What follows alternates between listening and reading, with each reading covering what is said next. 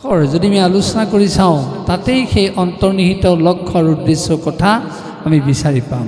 কেনেকৈ চাওক, ভাতিতি সৰ্বলোকেষু গীয়তে সনকাদিভি বৰ্ততে ত্ৰিষু বেদেষু ত্ৰয়তে সকলং জগত। অৰ্থাৎ ভা শব্দৰ অৰ্থ পোহৰ দিয়া, যি শাস্ত্ৰই সকলো লোকতে জ্ঞান আলোকেৰে আলোকিত কৰে সেই অৰ্থত কোৱা হৈছে ভা। গীয়তে সনকাদিভি, সনক, সনন্দ, সনত কুমাৰ, সনাতন প্ৰভৃতি ঋষিমুনিসকলে যি শাস্ত্ৰ অধ্যয়ন কৰি গান কৰি আত্মতৃপ্তি লাভ কৰিছিল সেই অৰ্থত কোৱা হৈছে গ।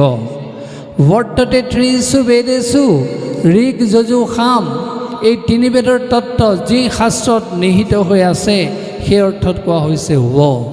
ত্ৰয়তে সকলং জগত, যি শাস্ত্ৰই সকলো লোকতে পৰিত্ৰাণৰ বাৰ্তা দিয়ে সেই অৰ্থত কোৱা হৈছে ত। এই চাৰি অক্ষৰযুক্ত হৈ ভাগৱত হৈছে। আপোনালোকে নিশ্চয় এতিয়া অনুভৱ কৰিছে ভাগৱত আমাক কিয় লাগে।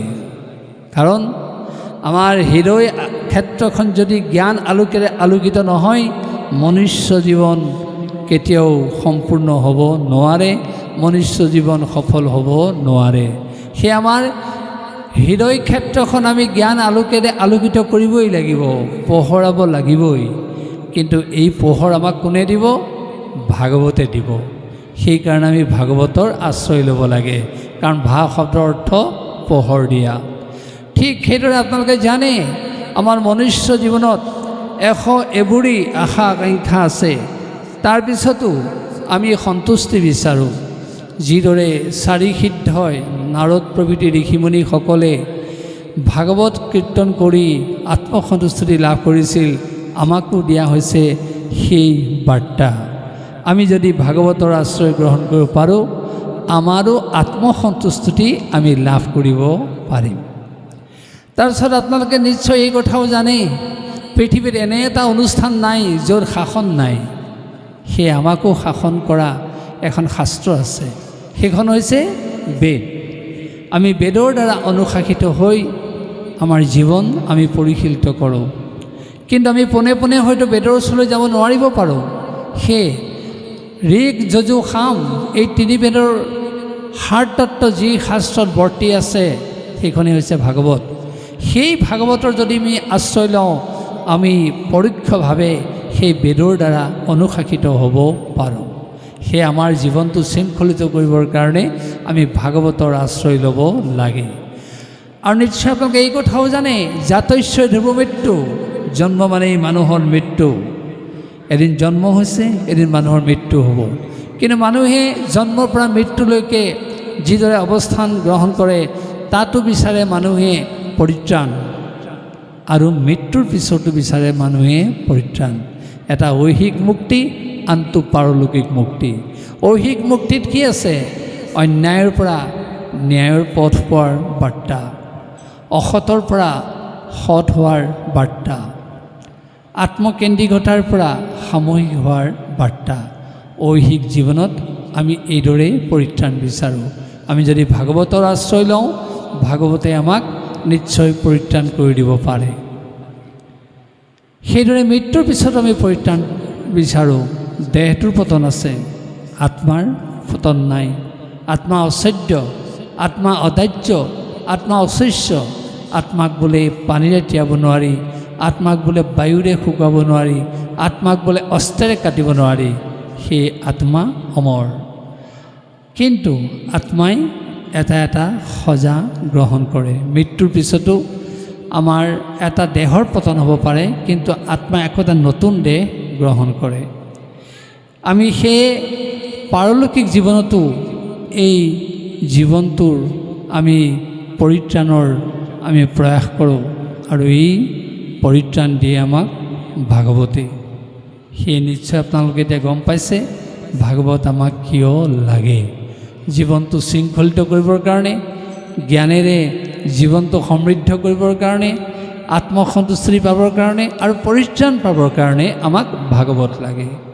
এইদৰে যদি আমি ভাগৱতৰ আশ্ৰয় নিষ্ঠাৰে গ্ৰহণ কৰোঁ, সেই ভাগৱতে আমাক ৰক্ষা কৰিব, জীৱনটো পৰিশীলিত কৰিব, আৰু আমাৰ জীৱনৰ লক্ষ্য আৰু উদ্দেশ্যত উপনীত হোৱাৰ ক্ষেত্ৰত আমাক সহায় কৰিব। এই ভাগৱত আৰম্ভ হ'ল কেনেকৈ? আমি যদি সেই কথা চৰ্চা কৰোঁ, সেই ঋষিসকলৰ কথা ক'ব লাগিব। ঋষিসকলে যেতিয়া একেলগে বহি আলোচনা কৰি আছিল, তাৰ মাজত তেওঁলোকৰ 6টা প্ৰশ্ন উদয় হৈছিল। প্ৰথমটো প্ৰশ্ন আছিল যে কি কৰিলে জীৱৰ কল্যাণ সাধিত হয়। দ্বিতীয়টো প্ৰশ্ন আছিল সৰ্বশাস্ত্ৰৰ সাৰ তত্ত্ব কি। তৃতীয়টো প্ৰশ্ন আছিল ভগৱান শ্ৰীকৃষ্ণই বসুদেৱ দৈৱকীৰ যোগেদি কিয় জন্মগ্ৰহণ কৰিলে। চতুৰ্থটো প্ৰশ্ন আছিল ভগৱান শ্ৰীকৃষ্ণই সেই জন্মত কি কি লীলা প্ৰকাশ কৰিলে। পঞ্চমটো প্ৰশ্ন আছিল ভগৱান কৃষ্ণই কিমান অৱতাৰ গ্ৰহণ কৰিলে আৰু সেই অৱতাৰ যোগেদি কি কাৰ্য সাধন কৰিলে। ষষ্ঠ তথা অন্তিম প্ৰশ্নটো আছিল ভগৱান কৃষ্ণ অপ্ৰকট হৈ যোৱাৰ পিছত, নোহোৱা হৈ যোৱাৰ পিছত ধৰ্মই কাৰ আশ্ৰয় গ্ৰহণ কৰিলে। এই 6টা মূল প্ৰশ্ন আছিল ঋষিসকলৰ, আৰু এই 6টা প্ৰশ্নৰ উত্তৰেই হ'ল শ্ৰীমদ ভাগৱত শাস্ত্ৰ। প্ৰত্যেকটো কথা অতি বিস্তৃতভাৱে ভাগৱতত সেই কথা উল্লেখ কৰা হৈছে। আমি চমুকৈ তাৰ উত্তৰকেইটা আপোনালোকৰ আগত সদৰি কৰিবলৈ বিচাৰিছোঁ। প্ৰথমটো প্ৰশ্ন আছিল কি কৰিলে জীৱৰ কল্যাণ সাধিত হয়। ভাগৱতত সুন্দৰকৈ লিখা হৈছে যে প্ৰকৃত ধৰ্মৰ যেতিয়া মানুহে আশ্ৰয় গ্ৰহণ কৰিব, তেতিয়াই জীৱৰ তথা মানুহৰ কল্যাণ সাধিত হ'ব। প্ৰকৃত ধৰ্ম বুলি ক'লে 2টা ভাগ আছে, এটা প্ৰবৃত্তি মাৰ্গ, এটা নিবৃত্তি মাৰ্গ, এটা সোমোৱা পথ, আনটো ওলোৱা পথ। ইয়াৰ বিষয়ে যি ভালকৈ জানে আৰু মাজৰ সময়ছোৱাত যি নিজৰ বিকাশৰ কথা জানে, সেয়াই হৈছে প্ৰকৃত ধৰ্মৰ জ্ঞান। আৰু সেই ধৰ্মৰ জ্ঞানৰ যোগেদি মানুহক কল্যাণৰ বতৰা দিব পাৰে। সেয়ে কি কৰিলে জীৱৰ কল্যাণ সাধিত হয় বুলি ক'লে আকৌ উত্তৰটোত কোৱা হৈছে প্ৰকৃত ধৰ্মৰ আশ্ৰয় ল'লে জীৱৰ কল্যাণ সাধিত হ'ব পাৰে। দ্বিতীয়টো প্ৰশ্ন আছিল সৰ্বশাস্ত্ৰৰ সাৰ তত্ত্ব কি। সেই কথাও ভাগৱতত সুন্দৰকৈ পাতে পাতে লিখিছে। সকলো শাস্ত্ৰৰে অবিসম্বাদী সিদ্ধান্ত এটাই, সেইটো হৈছে ভক্তি তত্ত্ব। সেয়ে সৰ্বশাস্ত্ৰৰ সাৰ তত্ত্ব ভক্তি। যেতিয়া মানুহে ভক্তিৰ আশ্ৰয় ল'ব, তেওঁৰ নিৰাপদ অৱস্থা লাভ কৰিব। তৃতীয়টো প্ৰশ্ন আছিল ভগৱান শ্ৰীকৃষ্ণই বসুদেৱ দৈৱকীৰ যোগেদি কিয় জন্মগ্ৰহণ কৰিলে। সেই প্ৰশ্নৰ উত্তৰ ভাগৱতৰ 10ম স্কন্ধত অতি সুন্দৰকৈ দিছে। কোৱা হৈছে যে ভগৱান শ্ৰীকৃষ্ণই বসুদেৱ দৈৱকীৰ যোগেদি যিদৰে জন্মগ্ৰহণ কৰিলে, ইয়াৰ মূল উদ্দেশ্য হৈছে জীৱৰ কল্যাণৰ বাবে। জীৱৰ কল্যাণৰ অৰ্থে ভগৱান শ্ৰীকৃষ্ণই সেইদৰে বসুদেৱ দৈৱকীৰ যোগেদি জন্মগ্ৰহণ কৰিলে, নহ'লে তেওঁৰ সেইটো জন্মৰ প্ৰয়োজন নাছিলে। কেৱল জীৱৰ কল্যাণৰ কাৰণে, জীৱৰ মুক্তিৰ কাৰণে, জীৱৰ ৰক্ষাৰ কাৰণে ভগৱান কৃষ্ণই সেইদৰে জন্মগ্ৰহণ কৰিলে। তাৰপিছত চতুৰ্থটো প্ৰশ্ন আছিল ভগৱান কৃষ্ণই কি কি লীলা প্ৰকাশ কৰিলে। ভগৱান কৃষ্ণই মূলতঃ 4টা লীলা প্ৰকাশ কৰিলে। বৃন্দাবন লীলা, মথুৰা লীলা, দ্বাৰকা লীলা, কুৰুক্ষেত্ৰ লীলা। এই 4টা লীলাৰ লগত আমাৰ জীৱনৰ সম্পৰ্ক আছে। কাৰণ ভগৱান শ্ৰীকৃষ্ণই যি বৃন্দাবন লীলা কৰিলে, তাৰ মূল তাৎপৰ্য কি? তাত আছে অলৌকিক তত্ত্ব, তাত আছে আধ্যাত্মিক তত্ত্ব, তাত আছে জীৱন ৰহস্যৰ তত্ত্ব, তাত আছে অসুৰ বিনাশৰ তত্ত্ব। সেই বৃন্দাবন লীলা এক প্ৰকাৰ শিশু লীলাৰ আধাৰ। ভগৱান কৃষ্ণই শিশুৰ ৰূপত আছে, কিন্তু তেওঁৰ অলৌকিক শক্তিৰে সেই অসুৰবিলাকক দমন কৰিছে। আৰু সেইকাৰণে আমাৰ সমাজ জীৱনত তেনেকুৱা এটা লোকবিশ্বাস আছে, 5 বছৰীয়া শিশুটোক আমি মাৰিব নাপায় বুলি কওঁ। কেলে? আমি কওঁ তাৰ গাত গোসাঁই আছে, তাক নামাৰিবা। অৰ্থাৎ এই গোসাঁই থকাৰ ভাৱৰ প্ৰৱণতাটো ক'ৰ পৰা আহিল? ভগৱান শ্ৰীকৃষ্ণৰ পৰা আহিছে। কাৰণ বৃন্দাবনত ভগৱান কৃষ্ণই সেই শিশু অৱস্থাতে এনেকুৱা অসম্ভৱ কাৰ্য সম্ভৱ কৰিছে, সেইটো ঈশ্বৰৰ যোগেদিহে সম্ভৱ হয়। সেইকাৰণে আমাৰ 5 বছৰৰ তলৰ থকা শিশুৰ গাত আমি গোসাঁই আছে বুলি বিশ্বাস কৰোঁ, ঈশ্বৰ আছে বুলি আমি বিশ্বাস কৰোঁ, আৰু সেইকাৰণে আমি কওঁ তাক নেমাৰিবা, তাৰ গাত গোসাঁই আছে। গতিকে এই বৃন্দাবন লীলাৰ লগত আমাৰ এই শিশুসকলৰ যিটো জীৱন ধাৰণ প্ৰক্ৰিয়া বা যিটো জীৱনৰ ৰহস্য, তাৰ লগত সম্পৰ্ক আছে। ঠিক সেইদৰে মথুৰা লীলাৰ কথা চাওক। মথুৰা লীলাৰ যোগেদি আমাক কি সম্পৰ্কৰ কথা কৈছে? প্ৰভু পিতৃৰ সম্পৰ্ক। আমি শ্ৰৱণ কীৰ্তনৰ পৰা আত্মনিবেদন পৰ্যায়ত উপনীত হ'লেও আমাক কিন্তু প্ৰভু পিতৃৰ সম্পৰ্কটো লাগিব। যেতিয়া আমি দাস্য ভক্তিত উপনীত হ'ব পাৰিম, আমি নিজকে ভিত্ত বুলি ভাবিম, প্ৰভুক সক্ৰিয় বুলি ভাবিম, তেতিয়াহে আমি আচলতে জীৱন যাত্ৰাত এটা সুচল পথ লাভ কৰিম। সেয়ে আমাক মথুৰা লীলাৰ যোগেদি সেই প্ৰভু পিতৃৰ সম্পৰ্কৰ কথা কৈছে। যিদিনাখন কৃষ্ণই কংসক বধ কৰিবৰ কাৰণে তেওঁৰ ধনুযজ্ঞশালাত প্ৰৱেশ কৰিছিল, সেইখিনি সময়ত গোপীসকল গোকুলত ব্যাকুল হৈ আছিলে। তেওঁলোকে জানিছে ইমান পৰাক্ৰমী এজন অসুৰক কৃষ্ণই বধ কৰিব, সেই অৱস্থাত কৃষ্ণৰ অৱস্থাটো কেনেকুৱা হ'ব পাৰে? তেওঁলোক অত্যন্ত ব্যাকুল। আৰু সেয়ে উদ্ধৱৰ পৰা জানিবৰ কাৰণে উদ্ধৱক দূতৰূপে প্ৰেৰণ কৰিছিল। আৰু কৃষ্ণইও জানে যে যিখিনি সময়ত গোপীসকলক এৰি থৈ তেওঁ মথুৰাত আছে, যে তেওঁৰ কাৰণে গোপীসকল ব্যাকুলা হৈ আছে। সেইকাৰণে উদ্ধৱৰ যোগেদি কৃষ্ণৰ বাৰ্তা তৎমুহূৰ্ততে গোপীসকলক দিবৰ কাৰণে সেই ব্যৱস্থা কৰা হৈছিল। আৰু সেইটোৱেই হৈছে আজি ইণ্টাৰনেট, আজি কম্পিউটাৰ মাধ্যম। আমি যিটো লেপটপ, ডেস্কটপ, টেবলেট ব্যৱহাৰ কৰি মানুহৰ লগত তৎক্ষণাতেই আমি ভাৱৰ আদান প্ৰদান কৰোঁ, সেই মথুৰাত থকা কৃষ্ণৰ বাৰ্তা তৎক্ষণাতে উদ্ধৱৰ যোগেদি যিদৰে গোপীসকলক দিয়া হৈছিল, আৰু গোপীৰ বাৰ্তা নি উদ্ধৱে যেনেকৈ কৃষ্ণক দিছিল, এয়াই হৈছে আজি ইণ্টাৰনেটৰ মাধ্যম, আজি লেপটপ, ডেস্কটপ, টেবলেটৰ মাধ্যম। গতিকে আমাৰ সেই মথুৰাৰ লীলাৰ লগত আমাৰ কেনেকৈ সম্পৰ্ক আছে, ই তাৰ জ্বলন্ত উদাহৰণ। এফালে প্ৰভু পিতৃৰ ভাৱৰ আদান প্ৰদান, আনফালে তাৎক্ষণিকভাৱে আমি সকলোৰে লগত যে সম্বন্ধ স্থাপন কৰিব পাৰোঁ, তাৰ বাৰ্তা ইয়াত নিহিত হৈ আছে। ঠিক সেইদৰে আমি যদি দ্বাৰকা লীলাৰ কথা চাওঁ, সেই দ্বাৰকা লীলাৰ যোগেদিও আমাক সেই শিক্ষা দিয়া হৈছে। কাৰণ কৃষ্ণই যি দ্বাৰকা লীলা কৰিলে, সেই দ্বাৰকাত তেওঁ তেতিয়া এগৰাকী পূৰ্ণ গৃহী। কিন্তু ভগৱান কৃষ্ণই গৃহী জীৱন যাপন কৰিলেও তেওঁ কিন্তু তাত লিপ্ত হৈ থকা নাই। মাত্ৰ কৰ্তব্য সাধন কৰিবৰ কাৰণে গৃহী জীৱনৰ আৰ্হি গ্ৰহণ কৰিছে, কিন্তু তেওঁ নিলিপ্ত হৈ আছে। সেয়ে আমাৰ সংসাৰত দুটা চৰিত্ৰ আছে, এটা গৃহী চৰিত্ৰ, আনটো গৃহস্বামী চৰিত্ৰ। ভগৱান কৃষ্ণই তাত গৃহস্বামীৰ চৰিত্ৰটো প্ৰকাশ কৰিছে। কাৰণ গৃহী সেইজন যিজনে সমস্ত কৰ্মত লিপ্ত হৈ তাতে কেৱল মজি থাকে, মায়াতেই মজি থাকে, সেইজন গৃহস্থ, সেইজন গৃহী। কিন্তু যিজনে মায়াক মায়াৰ পৰা উত্তীৰ্ণ হৈ কেৱল সেই ভগৱন্তৰ চৰণত নিজকে আত্মসমৰ্পণ কৰে, সেইজনক গৃহস্বামী বুলি কৈছে। গতিকে আমাৰ সংসাৰী লোকেও সংসাৰৰ মায়াক উত্তীৰ্ণ হৈ যদি ভগৱন্তৰ চৰণত সমস্ত সমৰ্পণ কৰি দিব পাৰে, তেওঁ গৃহস্বামী ৰূপে পৰিগণিত হ'ব। সেয়ে দ্বাৰকা লীলাত কৃষ্ণই যি লীলা প্ৰদৰ্শন কৰিছিলে, তেওঁ আচলতে গৃহস্বামীৰ লীলা প্ৰদৰ্শন কৰিছে, গৃহস্বামীৰ কৰ্তব্য প্ৰদৰ্শন কৰিছে, গৃহস্বামীৰ যিটো স্বৰূপ সেইটো প্ৰকাশ কৰিছে। আৰু সেই লীলাৰ লগত আমাৰ সম্পৰ্ক আছে। আমি কেৱল মায়াতে আবদ্ধ হৈ, কেৱল পুত্ৰ পৰিবাৰতে আবদ্ধ হৈ তাতে যদি নিমজ্জিত হৈ থাকোঁ, আমাৰ জীৱনত আমি শান্তি অনুভৱ কৰিব নোৱাৰিম। সেয়ে দ্বাৰকা লীলাৰ যোগেদি আমাক গৃহস্বামী হ'বলৈ শিক্ষা দিছে, অৰ্থাৎ সংসাৰৰ মাজতো যাতে আমি মায়াৰ পৰা মুক্ত হ'ব পাৰোঁ, তাতে যাতে আমি মজি নাথাকোঁ। তাৰপিছত যদি আমি কুৰুক্ষেত্ৰ লীলাৰ কথা চাওঁ, তাত কেনেকৈ কি সম্পৰ্ক আছে আমাৰ লগত চাওক। সেই কুৰুক্ষেত্ৰ লীলাত ভগৱান শ্ৰীকৃষ্ণই প্ৰকৃতাৰ্থত এগৰাকী সুদক্ষ ৰাজনীতিবিদৰ পৰিচয় দিছে। আজিৰ ৰাজনীতিত ইজনে সিজনক অন্যায় কৰাৰ প্ৰৱণতা আছে, কিন্তু কৃষ্ণই কৰা ৰাজনীতিত পোনে পোনে অন্যায়ৰ প্ৰৱণতা নাই। তেওঁ কূটনীতিৰ আশ্ৰয় লৈছে।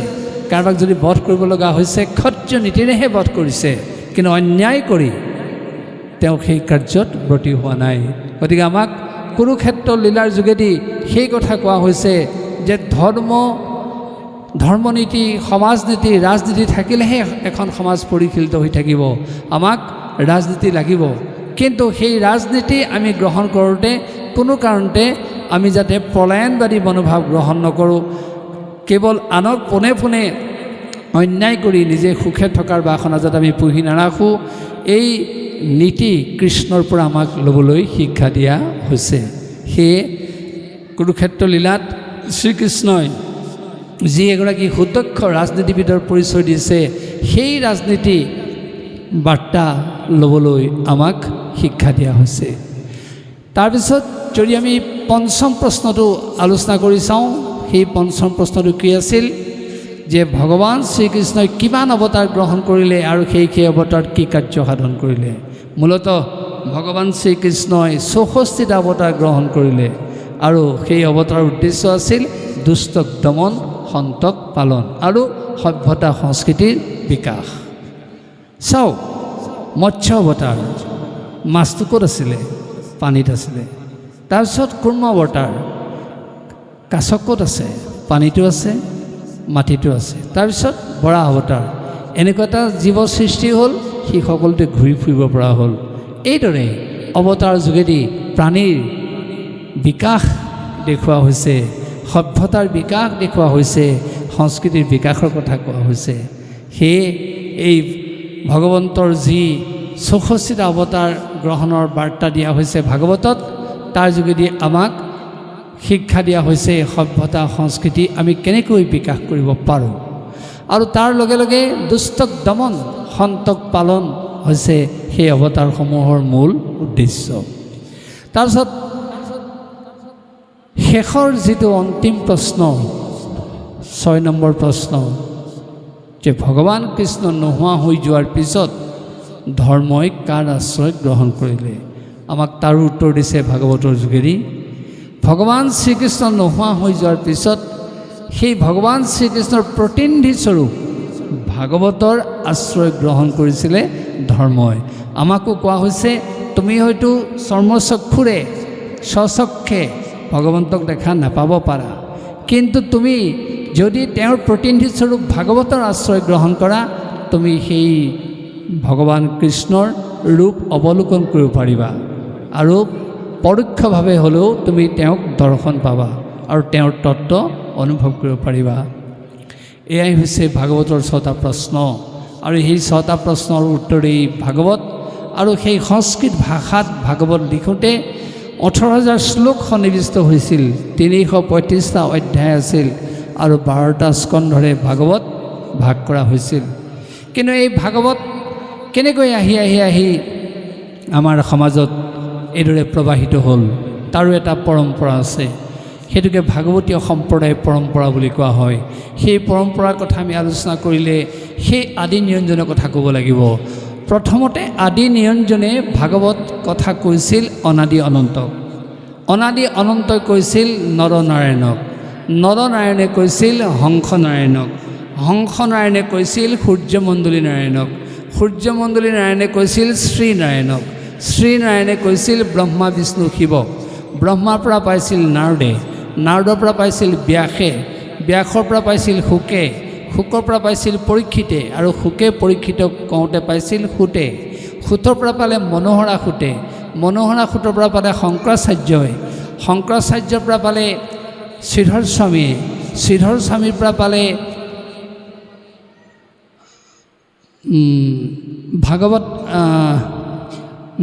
ভাগৱত আচাৰ্যই, আৰু তেওঁৰ পৰা পালে নৃসিংহদেৱে, আৰু তেওঁৰ পৰা পালে পৰমানন্দই। তাৰপিছত পালে ৰত্নভাৰতীয়ে, ৰত্নভাৰতীৰ পৰা পালে মহাভাৰতীয়ে, মহাভাৰতীৰ পৰা পালে পুৰুষোত্তম ভট্টাচাৰ্যই, পুৰুষোত্তম ভট্টাচাৰ্যৰ পৰা পালে বিষ্ণুপুৰী সন্যাসীয়ে, বিষ্ণুপুৰী সন্যাসীৰ পৰা পালে ব্ৰহ্মানন্দই, ব্ৰহ্মানন্দৰ পৰা পালে জগদীশ মিশ্ৰই, আৰু জগদীশ মিশ্ৰৰ পৰা পালে অসমত মহাপুৰুষ শ্ৰীমন্ত শংকৰদেৱে। এই হৈছে ভাগৱতীয় এক পৰম্পৰা। গতিকে এই পৰম্পৰাই আহি আহি আহি আহি ভাগৱত আমাৰ মৰ্ত সমাজত এইদৰে প্ৰবাহিত হৈ আছে। কিন্তু এই ভাগৱত যদি আমি কেৱল এখন লিখিত গ্ৰন্থ বা ধৰ্মশাস্ত্ৰ বুলি কওঁ, ভাগৱতৰ পৰিচয় সম্পূৰ্ণ নহয়। ভাগৱত সাক্ষাৎ ভগৱন্তৰ বাংময় মূৰ্তি। কেনেকৈ মূৰ্তি হ'ল সেই কথা ভগৱান শ্ৰীকৃষ্ণই নিজেই বৈকুণ্ঠলৈ যোৱাৰ প্ৰাক মুহূৰ্তত উদ্ধৱৰ আগত কৈছিলে। কি কৈছিলে? স্বকীয়ং যদ্ভৱতেজম শ্ৰীমদ্ ভাগৱতে অদধাত তিৰোধায় প্ৰবিষ্টয়ম শ্ৰীমদ্ ভাগৱতৰ নৱম। হে সখী উদ্ধৱ, আজি মই তোমাক এৰি থৈ বৈকুণ্ঠলৈ যাম, প্ৰস্থান কৰিম, কিন্তু প্ৰবিষ্টয়ম লগে লগে আকৌ প্ৰৱেশ কৰিম। ক'ত? শ্ৰীমদ্ ভাগৱতৰ নৱম। অৰ্ণৱ মানে সমুদ্ৰ। মই ভাগৱত সমুদ্ৰত প্ৰৱেশ কৰিম। সেয়ে আজিৰ পৰা এই ভাগৱত মোৰ বাংময় মূৰ্তি ৰূপে পৰিচিত হ'ব। এই বাংময় মূৰ্তি তুমি যদি দৰ্শন কৰা, এই বাংময় মূৰ্তি যদি তুমি সেৱা কৰা, এই বাংময় মূৰ্তিৰ কথা যদি তুমি কীৰ্তন কৰা, এই বাংময় মূৰ্তিৰ কথা যদি তুমি শ্ৰৱণ কৰা নিষ্ঠাৰে, তুমি মোকেই লাভ কৰিবা।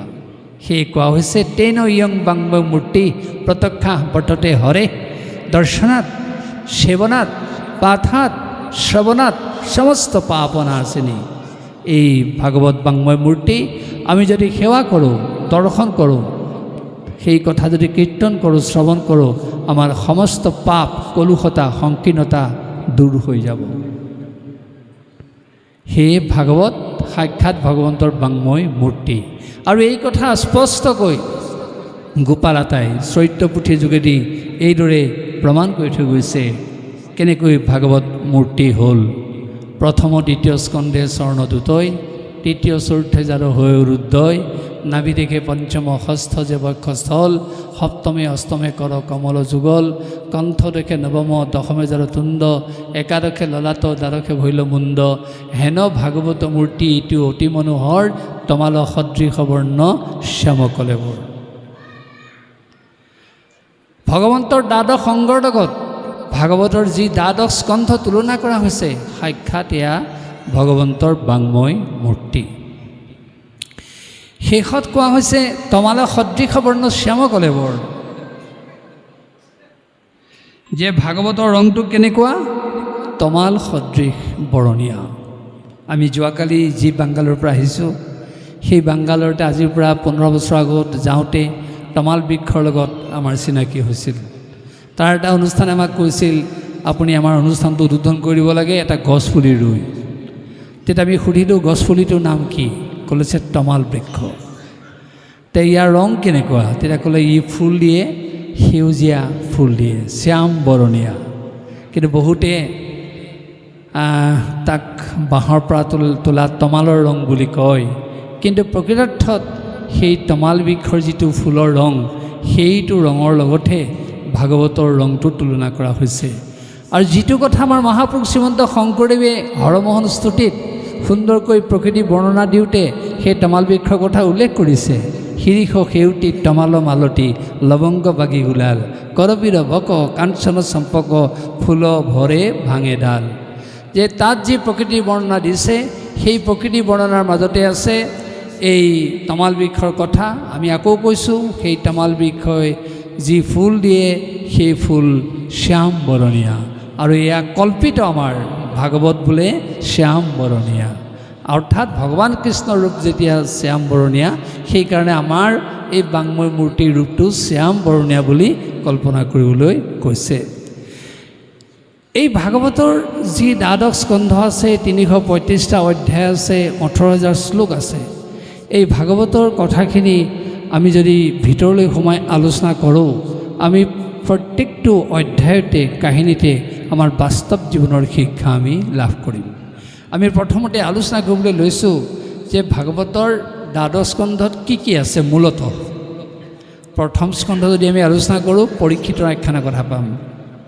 তাতে আছে নাৰদৰ আখ্যানৰ কথা, তাতে আছে ভীষ্মৰ শৰসজ্জাৰ কাহিনী কথা, তাতে আছে দ্ৰৌপদীৰ 5 শিশুৰ নিৰ্যাতনৰ কথা অৰ্থাৎ বধৰ কথা। আৰু সেই প্ৰথম স্কন্ধতে আছে শোক পৰীক্ষিত সংবাদ কথা। আৰু সেই প্ৰথম স্কন্ধতে আছে ভক্তি তত্ত্বৰ কথা। সেই প্ৰথম স্কন্ধৰ পৰীক্ষিত কলিৰ কাহিনী আমাক কি শিক্ষা দিছে চাওক। কাৰণ যেতিয়া শেষত উপায় নাপায় পৰীক্ষিতে কলিক থাকিবলৈ স্থান দিলে, বেকা বেকি স্থান কেইটামান দিলে, ক'লে মই তোমাক পোনে পোনে মোৰ ৰাজ্যত থাকিবলৈ দিব নোৱাৰোঁ, তুমি ইমান কাকুতি মিনতি কৰিছা, মই বেকা স্থান কেইটামান দিছোঁ, অবাতে যোৱা আওহাতে থকা, তুমি তাত থাকিবা। কলিয়ে মানি ল'লে। তেতিয়া পৰীক্ষিতে ক'লে য'ত মদ্যপান হৈ থাকে সদায় তুমি তাত থাকিবা। দ্বিতীয় স্থানখন নিৰ্ণয় কৰি ক'লে য'ত কেৱল জোৱা খেল হৈ থাকে তুমি তাত থাকিবা। তৃতীয় স্থানখন নিৰ্ণয় কৰি ক'লে য'ত পৰশ্ৰী হৰণৰ দৰে কাৰ্য সংঘটিত হয় তুমি তাত থাকিবা। চতুৰ্থ স্থানখন নিৰ্ণয় কৰি ক'লে কোনো কাৰণ নোহোৱাকৈ যেতিয়া প্ৰাণী হত্যা কৰিব তুমি তাত থাকিবা। আৰু পঞ্চমটো স্থান নিৰ্ণয় কৰি ক'লে প্ৰচুৰ সোণ থকাৰ মাজত তুমি থাকিবা। ষষ্ঠটো স্থান নিৰ্ণয় কৰি ক'লে দুঘৰৰ মাটিৰ সীমাৰ মাজত থাকিবা। আৰু সপ্তমটো ক'লে গৃহীৰ ঘৰত থকা পঞ্চসোণা পাতকত তুমি সোমাই থাকিবা। এই কথা কোৱাৰ লগে লগে আমাক কিন্তু ভাগৱতে সাৱধান কৰি দিছে যে আমি কলি থকা স্থানক যাতে কোনো কাৰণতে প্ৰশ্ৰয় নিদিওঁ। যদি প্ৰশ্ৰয় দিওঁ কলিৰ স্বভাৱে আমাক স্পৰ্শ কৰিব। কলিৰ স্বভাৱ কি? অন্যায়, অত্যাচাৰ, অবিচাৰ, অবিবেকী চিন্তা, হিংসা, দেশ। য'তেই এই স্থানকেইটাত কলি আছে, আমি যদি সেই স্থানকেইটাত আমি কিবা কাৰণত তাক যদি প্ৰশ্ৰয় দিছোঁ, আমাৰ জীৱনলৈ দুৰ্দশা আহিবই, অকাল মৃত্যু হ'বই। তাৰ উদাহৰণ যদুবংশ। যদুবংশ কৃষ্ণৰ বংশধৰ। আজিৰ লেখেৰে কৃষ্ণই 125 বছৰ আয়ুস পাইছিল, কিন্তু যদুবংশই তেওঁৰ বংশধৰসকলে আধাতে মৃত্যুবৰণ কৰিলে। কিহৰ কাৰণে? মদিৰা পান কৰাৰ কাৰণে। তেওঁলোকে মদ্যপানক এনেদৰে জীৱনৰ সৰ্বোচ্চ সামগ্ৰী বুলি গণ্য কৰিলে, সেইকাৰণে তেওঁলোকে ভগৱন্তৰ বংশ হৈও ৰক্ষা নাপালে, অকালতে মৃত্যুক সাৱটি ল'লে। আনহে নালাগে ভাই ভাতৃৰ মাজত ইজনে সিজনক খুচি খানি হত্যা কৰিলে। আমাক সেই কাহিনী এই শিক্ষা দিছে যে আমাৰো কোনোবা মানুহ উচ্চ কুলত জন্মগ্ৰহণ কৰিব পাৰে, টকা পইচাৰ আধ্যৱন্ত হ'ব পাৰে। যদি কলি থকা স্থানক তেওঁ প্ৰশ্ৰয় দিছে, যদুবংশৰ দৰে মদিৰা পানকে কেৱল জীৱনৰ সৰ্বোচ্চ বুলি ভাবিছে, তেওঁৰ ঘৰখনলৈও হাহাকাৰ ধ্বনি আহিবই, অকাল মৃত্যু হ'বই সেইখন ঘৰত, আৰু সেইখন ঘৰত কলিয়ে অত্যাচাৰ আৰম্ভ কৰিবই। সেয়ে আমাক সাৱধান কৰি দিছে, তুমি উচ্চ কুল বংশোদ্ভূত হ'ব পাৰা, তোমাৰ বহুত টকা পইচা সম্পত্তি থাকিব পাৰে, তুমি আধ্যৱন্ত হ'ব পাৰা, কিন্তু কলি থকা স্থানক প্ৰশ্ৰয় নিদিবা। দিলে তোমাৰ সেই যদুবংশৰ দৰে দুৰ্দশা আৰম্ভ হ'ব, অকাল মৃত্যু তুমি গ্ৰহণ কৰিব লাগিব। ঠিক সেইদৰে জুৱা খেলত কলি থাকে, তাকো যদি কোনোবাই প্ৰশ্ৰয় দিয়ে তাৰো অকাল মৃত্যু হ'ব। উদাহৰণ কুৰুবংশ। কৌৰৱকুল অকালতে নিৰ্মূল হ'ল কিহৰ কাৰণে? পাশা খেল খেলাৰ কাৰণে। যি পাশা খেল জুৱা খেল, পণ ৰাখি খেল খেলিছিলে। খেল মানে বেয়া নহয়, আজি আন্তৰ্জাতিক ক্ষেত্ৰত খেলৰ সুনাম আছে, আমাৰ ল'ৰা ছোৱালীয়েও সুনাম অৰ্জন কৰিছে। খেল লাগিবই, শাৰীৰিক মানসিক ভাৰসাম্যতা ৰক্ষা কৰিবৰ কাৰণেও খেল লাগিব। কিন্তু যিখন খেলত পণ ৰাখি খেলা হ'ব সেইখন জুৱা খেললৈ ৰূপান্তৰিত হ'ব, আৰু তাতহে কলি থাকিব। সেইকাৰণে আমাক সেই জুৱা খেলৰ প্ৰতি সাৱধান হ'বলৈ কৈছে। তুমি যদি জুৱা খেলৰ প্ৰতি সাৱধান হোৱা, তোমাৰ বিবেকৰ বিচাৰটো থাকিব। আৰু যদি তুমি জুৱা খেলৰ প্ৰতি সাৱধান নোহোৱা, বিবেকৰ বিচাৰ নাথাকে। তাৰ উদাহৰণ দুৰ্যোধন দুঃশাসন। এক অৱস্ত্ৰা ৰজস্বলা এগৰাকী নাৰীক গুৰু সমন্বিতে বহি থকা সমাজখনলৈ চুলিত ধৰি টানি আনিব লাগে নে নালাগে, সেইখিনি সময়ত তেওঁলোকৰ সেই কোনো বিচাৰ নোহোৱা হ'ল। কিহৰ কাৰণে? জুৱা খেলক প্ৰশ্ৰয় দিয়াৰ কাৰণে, বিবেক বুদ্ধি হ্ৰাস পোৱাৰ কাৰণে, অনুভূতিৰ দুৱাৰখন বন্ধ হৈ যোৱাৰ কাৰণে সেই অৱস্থাৰ সৃষ্টি হ'ল। সেই স্থানৰ প্ৰতি আমাক সতৰ্ক হ'বলৈ কৈছে, আৰু যাৰ কাৰণে কুৰুকুল অকালতে নিৰ্মূল হ'ল। কিন্তু পঞ্চপাণ্ডৱ বহুদিনলৈ জীয়াই থাকিলেই স্বৰ্গলৈ যোৱাৰ উদ্যোগ গ্ৰহণ কৰাৰ সমৰ্থ হ'ল। ঠিক সেইদৰে তৃতীয় স্থানৰ প্ৰতি আমাক সতৰ্ক কৰি দিছে। সেই তৃতীয় স্থান কি? পৰশ্ৰী হৰণৰ কাৰ্যত কলি থাকে। তাৰ উদাহৰণ ধ্বংস। ৰাৱণ ধ্বংস হ'ল কিহৰ কাৰণে? সীতাক হৰণ কৰাৰ কাৰণে। আৰু কেৱল তেওঁ নিজেই ধ্বংস হ'লনে? স্বৰ্ণলংকাও ধ্বংস হ'ল। তেওঁৰ মৃত্যুত মণ্ডোদৰী তেওঁৰ পত্নীয়ে খেদ প্ৰকাশ কৰি ক'লে, পুৰা ইন্দ্ৰিয়ং জিত্তা জিত্তা ত্ৰিভুৱনং তয়া। পুৰণি কালত তুমি ইন্দ্ৰিয়বিলাকক নিয়ন্ত্ৰণ কৰাৰ কাৰণে ত্ৰিভুৱন জয় কৰিব পাৰিছিলা, কিন্তু আজি তোমাৰ দেহ প্ৰাণ মন ইন্দ্ৰিয়বিলাকৰ হাতত এৰি দিলা। সেই ইন্দ্ৰিয়বিলাকে তোমাক ওলোটাই বধ কৰিলে। ৰামৰ শৰ নিমিত্ত সি আমাক সাৱধান কৰি দিছে যে সেই পৰশ্ৰী হৰণৰ কাৰ্যত কলি থাকে। আমি যদি সাৱধানী নহওঁ, ৰাৱণৰ দৰে আমাৰ নিজৰ জীৱনটোলৈও দুৰ্দশা আহিব, ঘৰখনলৈও দুৰ্দশা আহিব, সমাজলৈও দুৰ্দশা আহিব। সেইকাৰণে তাৰ প্ৰতি আমাক সতৰ্ক কৰি দিয়া হৈছে। তাৰপিছত কোনো কাৰণ নোহোৱাকৈ যদি প্ৰাণী হত্যা কৰে, তাৰো জীৱনলৈ দুৰ্দশা আহে। তাৰ উদাহৰণ দশৰথে যিদিনাখন শব্দভেদী বাণ মাৰি, আজি যিটো মিছাইল বুলি কয়, ক্ষেপণাস্ত্ৰ বুলি কয়, সিন্ধুমুনিক বধ কৰিলে, তেওঁৰ জীৱনলৈ অমানিশা নামি আহিলে, দুৰ্দশা আহিলে। তেওঁ কান্দি কান্দি অকালতে মৃত্যুবৰণ কৰিলে। শ্ৰীৰামচন্দ্ৰক ভাতৃ পত্নী সমন্বিতে বনলৈ পঠালে। এই দুৰ্দশা কিহৰ কাৰণে আহিল? এই কোনো কাৰণ নোহোৱাকৈ প্ৰাণী হত্যা কৰাৰ কাৰণে, য'ত কলি থাকে। আৰু সেই দশৰথে কোনো কাৰণ নোহোৱাকৈ সিন্ধুমুনিক বধ কৰিছিলে, যাৰ কাৰণে এই অৱস্থাৰ সৃষ্টি হ'ল। তাৰ প্ৰতি আমাক সতৰ্ক কৰি দিছে। তাৰপিছত দুঘৰৰ মাটিৰ সীমাৰ মাজত কলি থাকে। আপোনালোকে জানেই, আজি ৰাজ্যৰ কাজিয়া কিহৰ কাৰণে লাগে? মাটিৰ কাৰণে।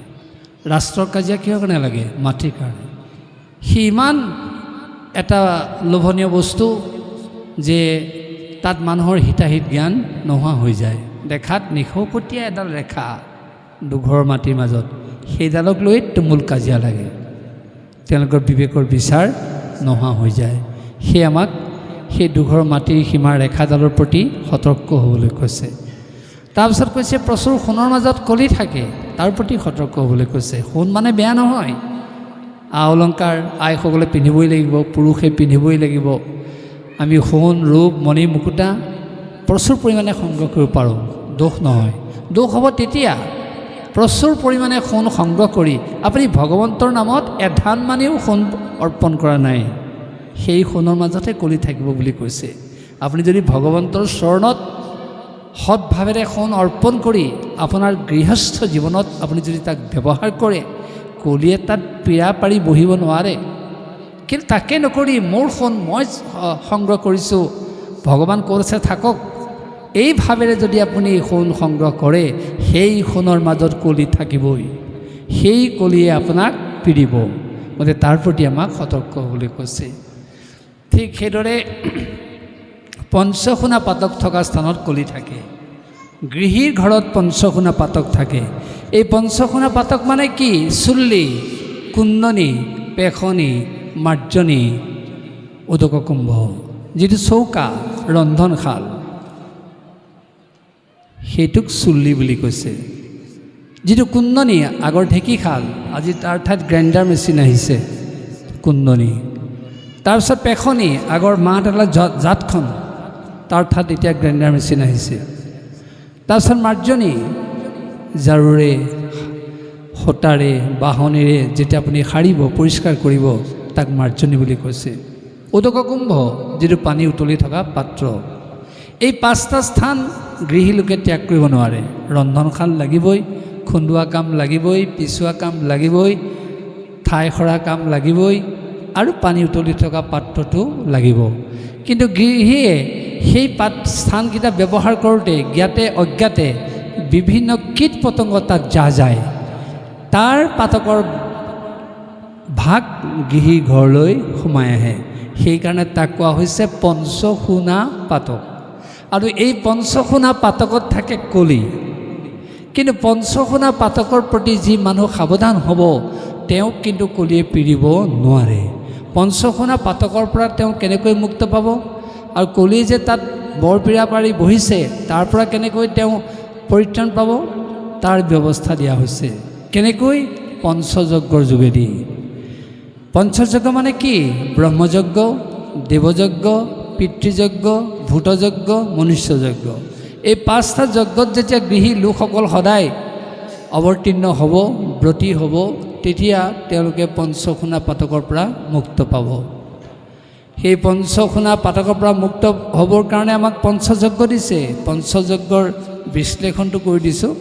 অধ্যয়নং অধ্যাপনং এটি ব্ৰহ্মযজ্ঞ, পিতৃযজ্ঞস্থ তৰ্পণম, হোম দৈৱ বলিৰ ভূতো, নিযজ্ঞস্থ অতিথি পূজনম। এই যে আপোনালোকে 7 দিন ভাগৱত কীৰ্তন কৰিলে, সেইটো ব্ৰহ্মযজ্ঞ। অধ্যয়ন অধ্যাপন কৰা কাৰ্যক এফালে কীৰ্তন, এফালে শ্ৰৱণ, এই কৰা কাৰ্যক ব্ৰহ্মযজ্ঞ বুলি কৈছে। পিতৃৰ কাৰণে যে পিণ্ড দিব, তৰ্পণ কৰিব, সেয়া পিতৃযজ্ঞ বুলি কৈছে। দেৱতাৰ কাৰণে যে হোম কৰিব, তাক দেৱযজ্ঞ বুলি কৈছে। আৰু ভূত মানে প্ৰাণী, বিভিন্ন প্ৰাণীক যেতিয়া আহাৰ দিব, সেয়া হ'ব ভূতযজ্ঞ। আৰু আপোনাৰ ঘৰলৈ যিমান অতিথি আহিছে, সকলোকে দামোদৰ বুলি ভাবি, ভগৱান বুলি ভাবি আপুনি যেতিয়া শুশ্ৰূষা কৰিব, সেয়া হ'ব মনুষ্যযজ্ঞ। এই 5টা যজ্ঞত যেতিয়া গৃহী লোকসকল ব্ৰতী হ'ব, পঞ্চখুনা পাতকৰ পৰাতো মুক্ত হ'বই, আৰু কলিয়ে তাত বৰপীৰা পাৰি বহিব নোৱাৰে। আৰু আপুনি যদি পঞ্চযজ্ঞত অৱতীৰ্ণ নহয়, কলিয়ে তাত বৰপীৰা পাৰি বহিব, স্বামী স্ত্ৰীৰ মাজত কাজিয়া লাগিবই, ভাই ককাইৰ মাজত সম্পত্তিক লৈ কাজিয়া লাগিবই, ঘৰখনত হাহাকাৰ ধ্বনি উত্থাপিত হ'ব। সেয়ে আমি পঞ্চখুনা পাতকৰ পৰা মুক্ত পোৱাৰ ব্যৱস্থাটো হৈছে এই পঞ্চযজ্ঞ। আৰু সেই পঞ্চযজ্ঞ কৰা মানেই আমি কলিৰ স্বভাৱৰ পৰা পৰিত্ৰাণ পাব পাৰিম। এইদৰে আমাক সেই প্ৰথম স্কন্ধৰ পৰীক্ষিত কলিৰ কাহিনীৰ যোগেদি এই বতৰা দিছে। আমি যদি সেই কথাখিনি নিষ্ঠাৰে শুনি তাক পালন কৰোঁ, আমাৰ গৃহী লোকসকলে এটা শান্তিপূৰ্ণ জীৱন কটাব পাৰিব, কোনেও বেয়া নাপাব। 7 দিন 7 ৰাতি আপোনালোকে ভাগৱত শুনিলে, সেই কথা যদি এধান মানিও আপোনালোকৰ মনত নৰল, সেই তত্ত্বৰ যদি ভিতৰলৈ আপোনালোক নগ'ল, সেই ভাগৱতে আপোনাক ক্ৰিয়া কৰিব নোৱাৰে। কাৰণ ভাগৱতে কৈছে, কামং ক্ৰোধং মদং মানম লোভম মচ্ছৰম এইবচ দম্ভ দৈশ্য মোহস্য দূৰস্য কথাব্ৰতী। যিজনে নিষ্ঠাৰে ভাগৱত কথা শুনিব, তেওঁৰ অন্তৰ পৰা বোলে প্ৰবল যিটো কামাবেগ, কাম, সেই ভাৱাবেগ নাইকিয়া হ'ব, ক্ৰোধ নাইকিয়া হ'ব, পৰস্তি কাতৰ যিটো লোকৰ দেখিব নোৱাৰা হোৱা অৱস্থা নাইকিয়া হ'ব, লোভ মোহ দম্ভ দৃশ্য ভাৱ নোহোৱা হ'ব। গতিকে আমি নিষ্ঠাৰে যদি ভাগৱত কথা শুনো, সেই কথা যদি প্ৰতিফলন ঘটাওঁ, তেতিয়াহ'লে আমি কেতিয়াও তাৰ সন্মুখীন হ'ব নালাগে, আৰু কেতিয়াও আমাৰ সেই স্বভাৱে গা কৰি উঠিব নোৱাৰে। কিন্তু আমি দেখা পাওঁ, অসমত এনে এখন এতিয়া গাঁও নাই, নগৰ নাই, চহৰ নাই, য'ত ভাগৱত হোৱা নাই। ইমান ভাগৱত শুনাৰ পিছতো ইয়াৰ প্ৰতিফলন ঘটা নাই, যাৰ কাৰণে কটাকটি, মৰামৰি, হিংসা, দেশভাৱ সদায় বৃদ্ধি পাইছে, কমা নাই। সেয়ে আপোনালোকৰ প্ৰতি বিনীত অনুৰোধ, আপোনালোকে 7 দিন 7 ৰাতি ভাগৱত শুনিলে, এই কথাখিনি ঘৰলৈ গৈ মনন কৰিব, মনত পেলাব, প্ৰতিফলন ঘটাব। আপোনালোকে দেখিব ঘৰখন সুন্দৰ হৈছে, সমাজখন সুন্দৰ হ'ব, শান্তিৰ পৰিৱেশ পাব। আৰু গতানুগতিক লোকক দেখিয়ে কেৱল ভাগৱত অনুষ্ঠান অনুষ্ঠিত কৰাত আপোনালোক ক্ষান্ত নাথাকিব। ইয়াৰ প্ৰতিফলনৰ কাৰণে বিশেষভাৱে মনোযোগ দিব। তাৰপিছত যদি আমি দ্বিতীয় স্কন্ধ আলোচনা, সেই প্ৰথম স্কন্ধৰ যদি আৰু 2টা কাহিনী আমি আলোচনা কৰি চাওঁ, সেই কাহিনীটোতে আমাক কেনেকৈ শিক্ষা দিছে চাওক। আমি আগতেই কৈছিলোঁ, এটা ভীষ্মৰ কাহিনী, যিটো মহাভাৰতৰ মূল কাহিনী, কিন্তু ভাগৱতৰ প্ৰথম স্কন্ধৰ 2য় অধ্যায়ত উল্লেখ আছে, আৰু দ্বিতীয়টো দ্ৰৌপদীৰ কাহিনী। ভীষ্মৰ যোগেদি আমাক কি শিক্ষা দিছে চাওক। অকাল মৃত্যু প্ৰতিৰোধ কৰাৰ শিক্ষা দিছে। আজি আপোনালোকে জানে, ঘৰখনৰ পৰা যেতিয়া ল'ৰা ছোৱালীয়ে বাইকখন লৈ যায়, গাড়ীখন লৈ যায়, মাক দেউতাকৰ বুকুখন দূৰ দূৰকৈ কঁপি থাকে। কেলৈ? তেওঁলোকে গম পায় যে তেওঁলোক এনেকুৱাকৈ এতিয়া দুৰ্ঘটনাত সংঘটিত হৈ মানুহৰ মৃত্যু হৈছে, তেওঁলোকৰ ল'ৰা ছোৱালী আকৌ ঘূৰি আহিবনে নাহে, সেই শংকাত আনে নহ'লেও মাকে খিৰিকীখনৰ ফাঁকেদি চাই থাকে, বুকুখন বিষাই থাকে, দূৰ দূৰকৈ কঁপি থাকে, আহিছেনে নাই, আহিছেনে নাই। তাৰ কাৰণে বাইকখন দুখী নহয়, তাৰ কাৰণে গাড়ীখন দুখী নহয়, দুখটো ক'ত? সংযমতাৰ অভাৱ। দুখটো ক'ত? সদাচাৰী জীৱনৰ অভাৱ। দুখটো ক'ত? আধ্যাত্মিক চিন্তাৰ অভাৱ। আৰু এই তিনিটা চিন্তাক শিক্ষাক একত্ৰিত কৰাৰ কাৰণে ভীষ্মই অকাল মৃত্যুক প্ৰতিৰোধ কৰিব পাৰিছিল। আপোনালোকে সেই কাহিনী জানে, ভাওনাটো দেখিছে, টিভিটো দেখিছে, ভাগৱতেও কৈছে, মহাভাৰতেও কৈছে। আঘোণ মাহৰ শুক্লা নৱমীৰ তিথিৰ দিনা ভীষ্ম শৰসজ্জাত পৰিলে। অৰ্জুনৰ নিক্ষিপ্ত শৰত তেওঁ ধৰাশায়ী হ'ল। কিন্তু তেওঁ মৃত্যু সাৱটি ল'লে কোনদিনা? এমাহ ২৬ দিনৰ মূৰত, মাঘ মাহৰ শুক্লা পঞ্চমী তিথিৰ দিনা। কেনেকৈ সম্ভৱ? আপোনালোকৰ গাত যদি কাৰোবাৰ মাৰণাত্মক অস্ত্ৰৰ আঘাত পৰে, আপোনালোক ছটফটাই থাকিব। কিন্তু এপাত নহয়, দুপাত নহয়, সহস্ৰশৰে বিন্ধাৰ পিছতো ভীষ্মই ছটফটাই থকা নাই।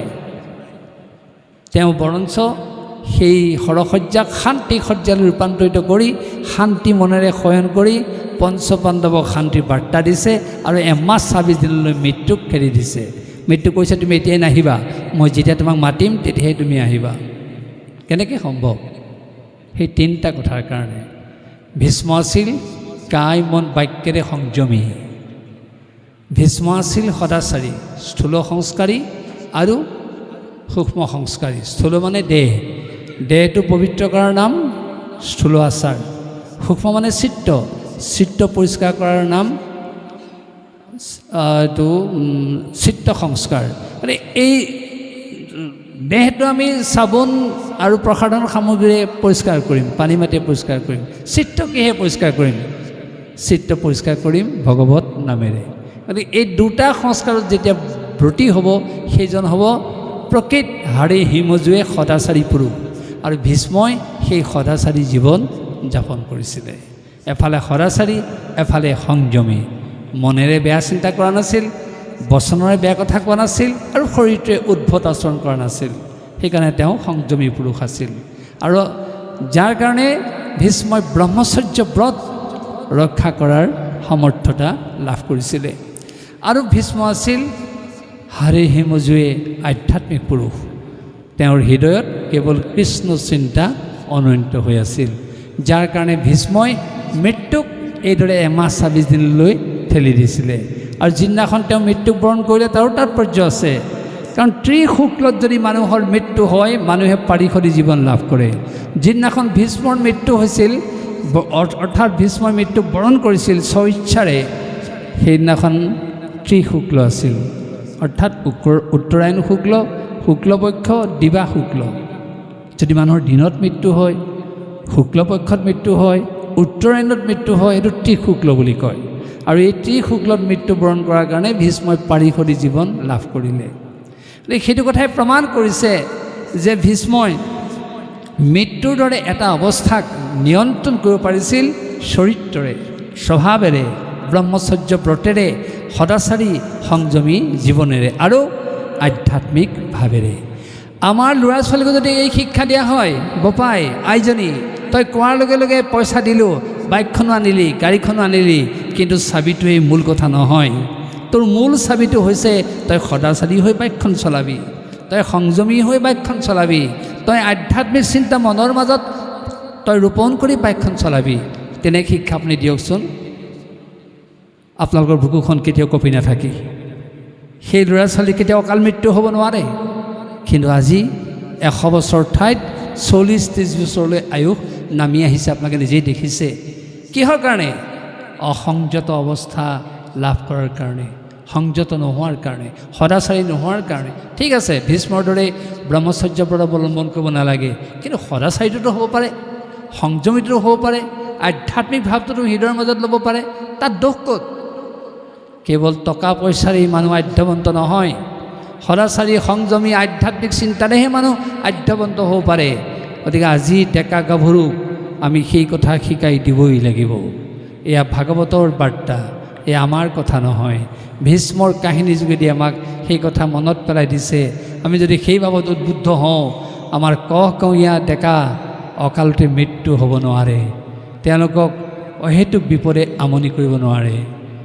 ঠিক তেনেকৈ দ্ৰৌপদীৰ কাহিনীলৈ যদি যাওঁ তাতো আমাক ভাগে ভাগে শিক্ষা দিছে। কেনেকৈ চাওক, দ্ৰৌপদীৰ 5 শিশু যেতিয়া নিৰ্দিষ্ট অৱস্থাত আছিল, অশ্বত্থামাই আততায়ী ৰূপত আহি কাটি পেলালে। আৰু সেই কথা শুনি দ্ৰৌপদীয়ে কান্দি কাটি ব্যাকুল হ'ল। তেতিয়া অৰ্জুনে আহি সেই দৃশ্য দেখি দ্ৰৌপদীক সান্তনা দি ক'লে, শোভাননী, তুমি আৰু কান্দি কাটি নাথাকিবা, তোমাৰ আততায়ীজনক মই ধৰি আনিম আৰু তোমাৰ সন্মুখত মই পেলাই দিম, তোমাৰ যিমান ইচ্ছা তুমি তেওঁক শাস্তি দিবা। তেনেকৈ অৰ্জুনে কৈ কৃষ্ণক ৰথত তুলি অশ্বত্থামাক খেদি গ'ল।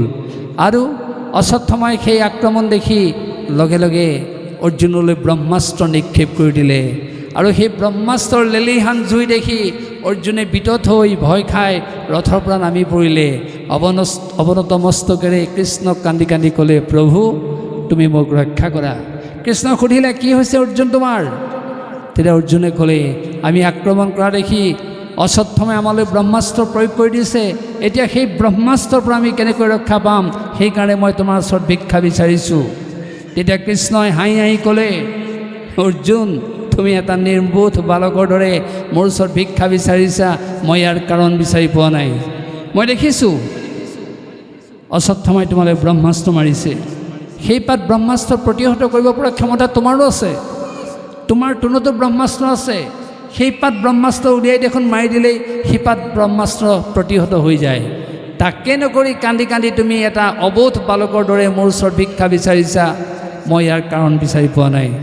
তেতিয়া পুনৰ অৰ্জুনে কান্দি কান্দি ক'লে, নহয় প্ৰভু, তুমিহে ব্ৰহ্মাস্ত্ৰ সন্মুখত থাকোঁতে মোৰ তোনত থকা ব্ৰহ্মাস্ত্ৰই মোক ৰক্ষা কৰিব নোৱাৰে, তুমিহে মোক ৰক্ষা কৰিব পাৰিবা, তুমিহে প্ৰকৃত সামৰ্থ্যৱান শক্তিৱান পুৰুষ। সেই মই তোমাৰ চৰণত শৰণাপন্ন হৈছোঁ, ভিক্ষা বিচাৰিছোঁ, তুমি মোক ৰক্ষা কৰা। তেতিয়া ভগৱান কৃষ্ণই হাঁহি হাঁহি ক'লে, তথাস্তু অৰ্জুন, মই তোমাক পৰীক্ষা কৰিছিলোঁ, তুমি পৰীক্ষাত উত্তীৰ্ণ হ'লা, তুমি সব্যসাচী। অৰ্জুনৰ এটা নাম সব্যসাচী, আপোনালোকে জানে নিশ্চয়, যি সোঁ হাতেৰেও অস্ত্ৰ মাৰিব পাৰে, বাওঁ হাতেৰেও অস্ত্ৰ মাৰিব পাৰে। সিমানবোৰ শক্তি থকাৰ পিছতো, সামৰ্থ্য থকা স্বত্তেও সকলোখিনি নিষ্প্ৰভ জ্ঞান কৰি অৰ্জুনে প্ৰভু ভগৱন্তক সক্ৰিয় বুলি ভাবি, শক্তিমান পুৰুষ বুলি ভাবি তেওঁৰ চৰণত আত্মসমৰ্পণ কৰি দিলে, যাৰ কাৰণে অৰ্জুন পলে পলে ৰক্ষিত হ'ল। অশ্বত্থামা কিন্তু ৰক্ষিত নহ'ল। গতিকে সেই কাহিনী আমাক এই শিক্ষা দিছে, আমাৰো ধন টকা পইচা উভৈনদী হৈ থাকিব পাৰে, আমিও বহুত সামৰ্থ্যশালী পুৰুষ হ'ব পাৰোঁ, শক্তিশালী পুৰুষ হ'ব পাৰোঁ, সংসাৰখন ধুনীয়া হৈ থাকিব পাৰে। তাৰ মাজতো যিজনে এই সকলোখিনি সামৰ্থ্য শক্তিক নিষ্ক্ৰিয় জ্ঞান কৰি অৰ্জুনৰ দৰে প্ৰভু ভগৱন্তক সক্ৰিয় বুলি ভাবি তেওঁৰ চৰণত কাই মন বাক্যেৰে নিজকে সমৰ্পণ কৰি দিব, সেইজনে অৰ্জুনৰ দৰে পলে পলে ৰক্ষিত হ'ব। এয়াই হৈছে সেই প্ৰথম স্কন্ধৰ দ্ৰৌপদী অৰ্জুনৰ কাহিনীৰ যোগেদি দিয়া আমাক শিক্ষা। গতিকে আমি ধন টকা পইচা ঘটিব পাৰোঁ, অহংকাৰী যাতে আমি নহওঁ, আৰু সেয়া মই মোৰ ভাৱত যাতে গ্ৰহণ নকৰোঁ, সেয়া ভগৱন্তৰ লীলা ইচ্ছা বুলি ভাবি তেওঁৰ চৰণত সমৰ্পণ কৰিহে আমি কৰ্ম কৰিব লাগিব। গতিকে এই শিক্ষা আমাক ভাগৱতে দিছে, আৰু এই যি শিক্ষা আমাক দিছে সকলোৱে যদি এইদৰে পালন কৰে, ঘৰখনত অথন্তৰ ঘটিব নোৱাৰে, সেইজন মানুহৰ অকাল মৃত্যু হ'ব নোৱাৰে, সেইজন মানুহক কোনো সমস্যাই কাবু কৰিব নোৱাৰে, আৰু সেইখন ঘৰত কেতিয়াও অশান্তি কাৰক হ'ব নোৱাৰে। সেয়ে আমাক ভাগৱতৰ যোগেদি সেই তত্ত্ব গ্ৰহণ কৰিবলৈ কৈছে। ঠিক সেইদৰে সেই কাহিনীটোতে আইসকলৰ কাৰণে এটা মূল্যৱান শিক্ষা আছে। কি শিক্ষা চাওক, কৃষ্ণই তেনেকৈ কোৱাৰ পিছত অৰ্জুনে কৃষ্ণৰ কথা শুনি ব্ৰহ্মাস্ত্ৰ মাৰিলে, আৰু অশ্বত্থামাক পশুৰ দৰে হাতে গলে বান্ধি আনিলে, আনি কি কৰিলে, দ্ৰৌপদীৰ সন্মুখত থকুচকৈ পেলাই দিলে, ক'লে দ্ৰৌপদীক তোমাৰ এতিয়া যি ইচ্ছা তেওঁক শাস্তি দিয়া। তেতিয়া দ্ৰৌপদীয়ে কি ক'লে, মেলা মেলা বান্ধ ইহান দুখে উধাই দুগুণে জুই মোৰ। সেই আৰ্যপুত্ৰ, তুমি এওঁকটোতো বধ কৰিব নোৱাৰাই, তুমি এওঁক যিদৰে পশুবধ ভাৱেৰে বান্ধি আনিছা, মই এগৰাকী হৃদয় প্ৰাণা নাৰী হৈ এই দৃশ্য আৰু চাই থাকিব নোৱাৰোঁ।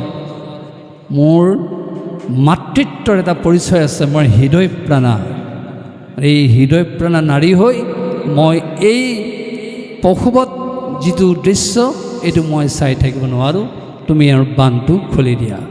আৰু কি জানা, তুমি যিজন গুৰুৰ পুত্ৰক বধ কৰিব খুজিছা সেই গুৰুৰ ওচৰত তুমি শিষ্যত্ব গ্ৰহণ কৰিছিলা, আৰু যদি তুমি সেই গুৰুপুত্ৰক বধ কৰা তোমাক কৃতজ্ঞতাৰ দুখে স্পৰ্শ কৰিব।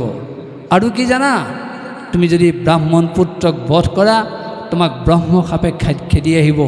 আৰু কি জানা, তুমি যদি এই অশ্বত্থামা তথা ব্ৰাহ্মণ পুত্ৰক বধ কৰা কুলক্ষয় আৰম্ভ হ'ব।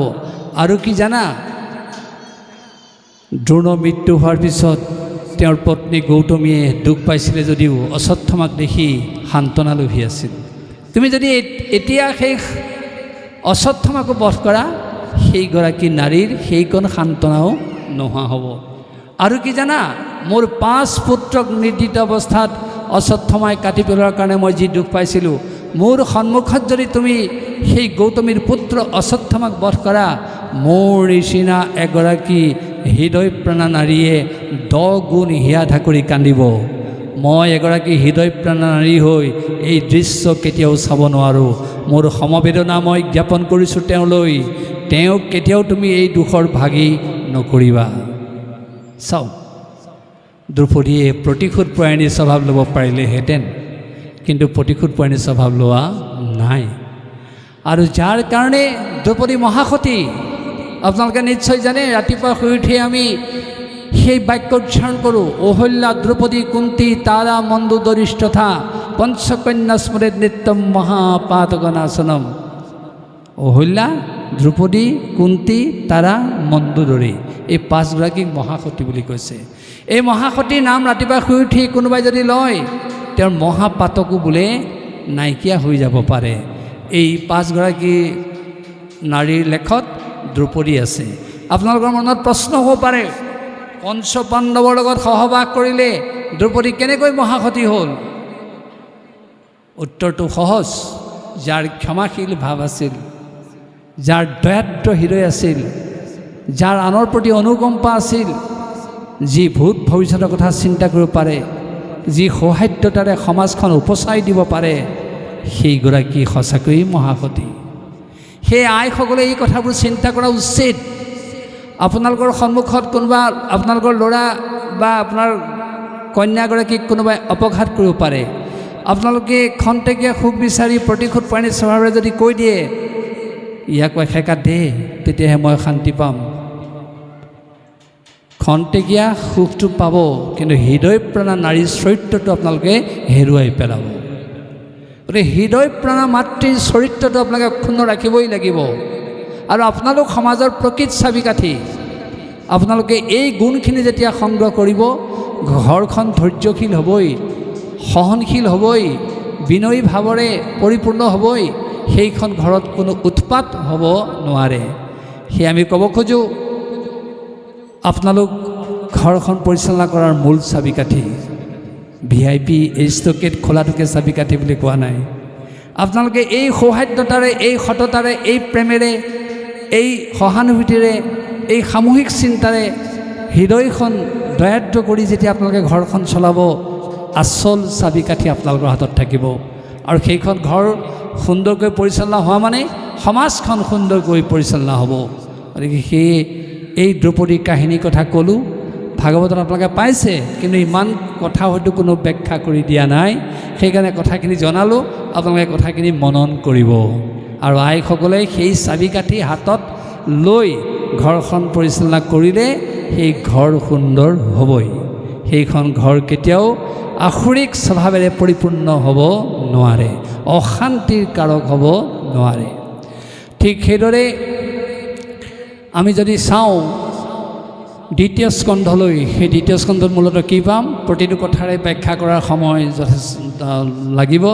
ইমানখিনি সময় আজি পৰ্যাপ্ত সময় নাই, আগলৈ আমি কেতিয়াবা এবাৰ মনত ৰাখিছোঁ, চিন্তা কৰিম। এতিয়া দ্বিতীয় স্কন্ধৰ মূল কথাটো হৈছে সৃষ্টিতত্ত্ব। সৰ্গ, বিসৰ্গ, স্থান, উটি, মনন্তৰ, ঈশানুকথা, নিৰোধ, আশ্ৰয় আৰু মুক্তি, এই 10টা লক্ষণেৰে ভাগৱতৰ পৰিচয় দিয়া হৈছে, যাক ভাগৱতৰ 10 লক্ষণ বুলি কোৱা হৈছে। ঈশ্বৰে যিটো সৃষ্টি কৰি দিলে পোনে পোনে, সৰ্গ, ঈশ্বৰৰ পৰা আজ্ঞা লৈ ব্ৰহ্মাই যি সৃষ্টি কৰিলে, বিসৰ্গ জীৱবিলাকৰ য'ত স্থান দিলে স্থান স্থিতি জীৱবিলাকক যিটো ভৰণ পোষণৰ ব্যৱস্থা দিলে পোষণ যিটো জীৱবিলাকৰ কৰ্মপ্ৰবাহ তাক উটি বুলি কোৱা হৈছে আৰু যিবিলাক মনুৰ ৰাজত্বকালত শাসিত হয় আমি এতিয়া এজন মনুৰ ৰাজত্বকালত শাসিত হৈ আছোঁ সেইটোক মনন্তৰ বুলি কোৱা হৈছে আৰু ঈশ্বৰৰ কথা আৰু ভিত্ৰৰ কথা য'ত আছে সেইটোক ঈশানু কথা বুলি কোৱা হৈছে তাৰপিছত কোৱা হৈছে নিৰোধ অৰ্থাৎ ভগৱন্তই সৃষ্টি কৰি আকৌ যেতিয়া প্ৰলয় কৰাৰ কাৰণে তেওঁ খন্তেক বিশ্ৰাম লয় শয়ন কৰি থাকে সেইটোক নিৰোধ বুলি কৈছে বন্ধ আমাৰো তেনেকুৱা এটা অৱস্থা আছে এটা জন্ম এটা মৃত্যু এইটো আমাৰ বন্ধ অৱস্থা সেইটোক নিৰোধ বুলি কৈছে আৰু সেইটোক প্ৰলয় বুলি কৈছে তাৰপিছত মুক্তি জীৱাত্মাই যেতিয়া ভগৱন্তৰ সাক্ষাৎ বিচাৰে সেইটোকে মুক্তি সামীপ্য মুক্তি সাৰূপ্য মুক্তি সাযুজ্য মুক্তি শালুক্য মুক্তি আৰু নিৰ্বাণ ভগৱন্তৰ কাষতে থকা মুক্তি সামীপ্য ভগৱন্তৰ একে ৰূপ লাভ কৰা মুক্তি সাৰূপ্য ভগৱন্তৰ একে লোকতে বাস কৰা মুক্তি শালুক্য ভগৱন্তৰ এক ঐশ্বৰ্য লাভ কৰা মুক্তি সাযুজ্য আৰু ভগৱন্তৰ সৈতে একেকাৰ হৈ যোৱা যিটো মুক্তি নিৰ্বাণ গতিকে এইদৰে জীৱাত্মাৰ পৰমাত্মাৰ সৈতে সাক্ষাৎ হ'ব পাৰে গতিকে সেইটোক কোৱা হৈছে মুক্তি তাৰপিছত কোৱা হৈছে আশ্ৰয় ব্ৰহ্ম সমুদ্ৰৰ পৰা জীৱৰ সৃষ্টি হৈছে যি প্ৰক্ৰিয়াৰে আকৌ মৃত্যু গ্ৰহণ নকৰক বা নতুন জীৱন গ্ৰহণ নকৰক সেই ব্ৰহ্ম সমুদ্ৰতেই লীন যাব লাগিব